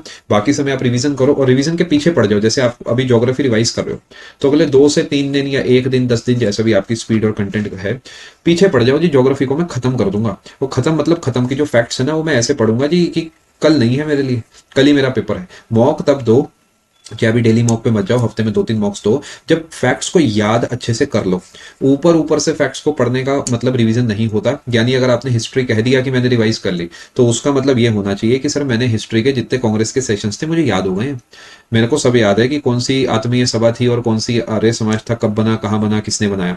मतलब रिवीजन का मतलब वो होता है, सिर्फ ऊपर ऊपर से पढ़ लिया और 4 टॉपिक जो मुश्किल थे वो बाद में पढ़ूंगा कर दिया, उसका फायदा नहीं है। ठीक है, तो अभी आप पहले रिवीजन कर लीजिए और हफ्ते में 2 मॉक्स तक रख लीजिए, आगे जाके मॉक्स को आप बढ़ा सकते हैं। ठीक है, चलिए, सभी के सारे डाउट्स मैंने क्लियर कर दिए हैं। अब मिलता हूं मैं आपसे आने वाली क्लास में। आप सभी का आने के लिए बहुत बहुत धन्यवाद। किसी का कोई डाउट बच गया हो, आने वाली क्लास में भेज देना।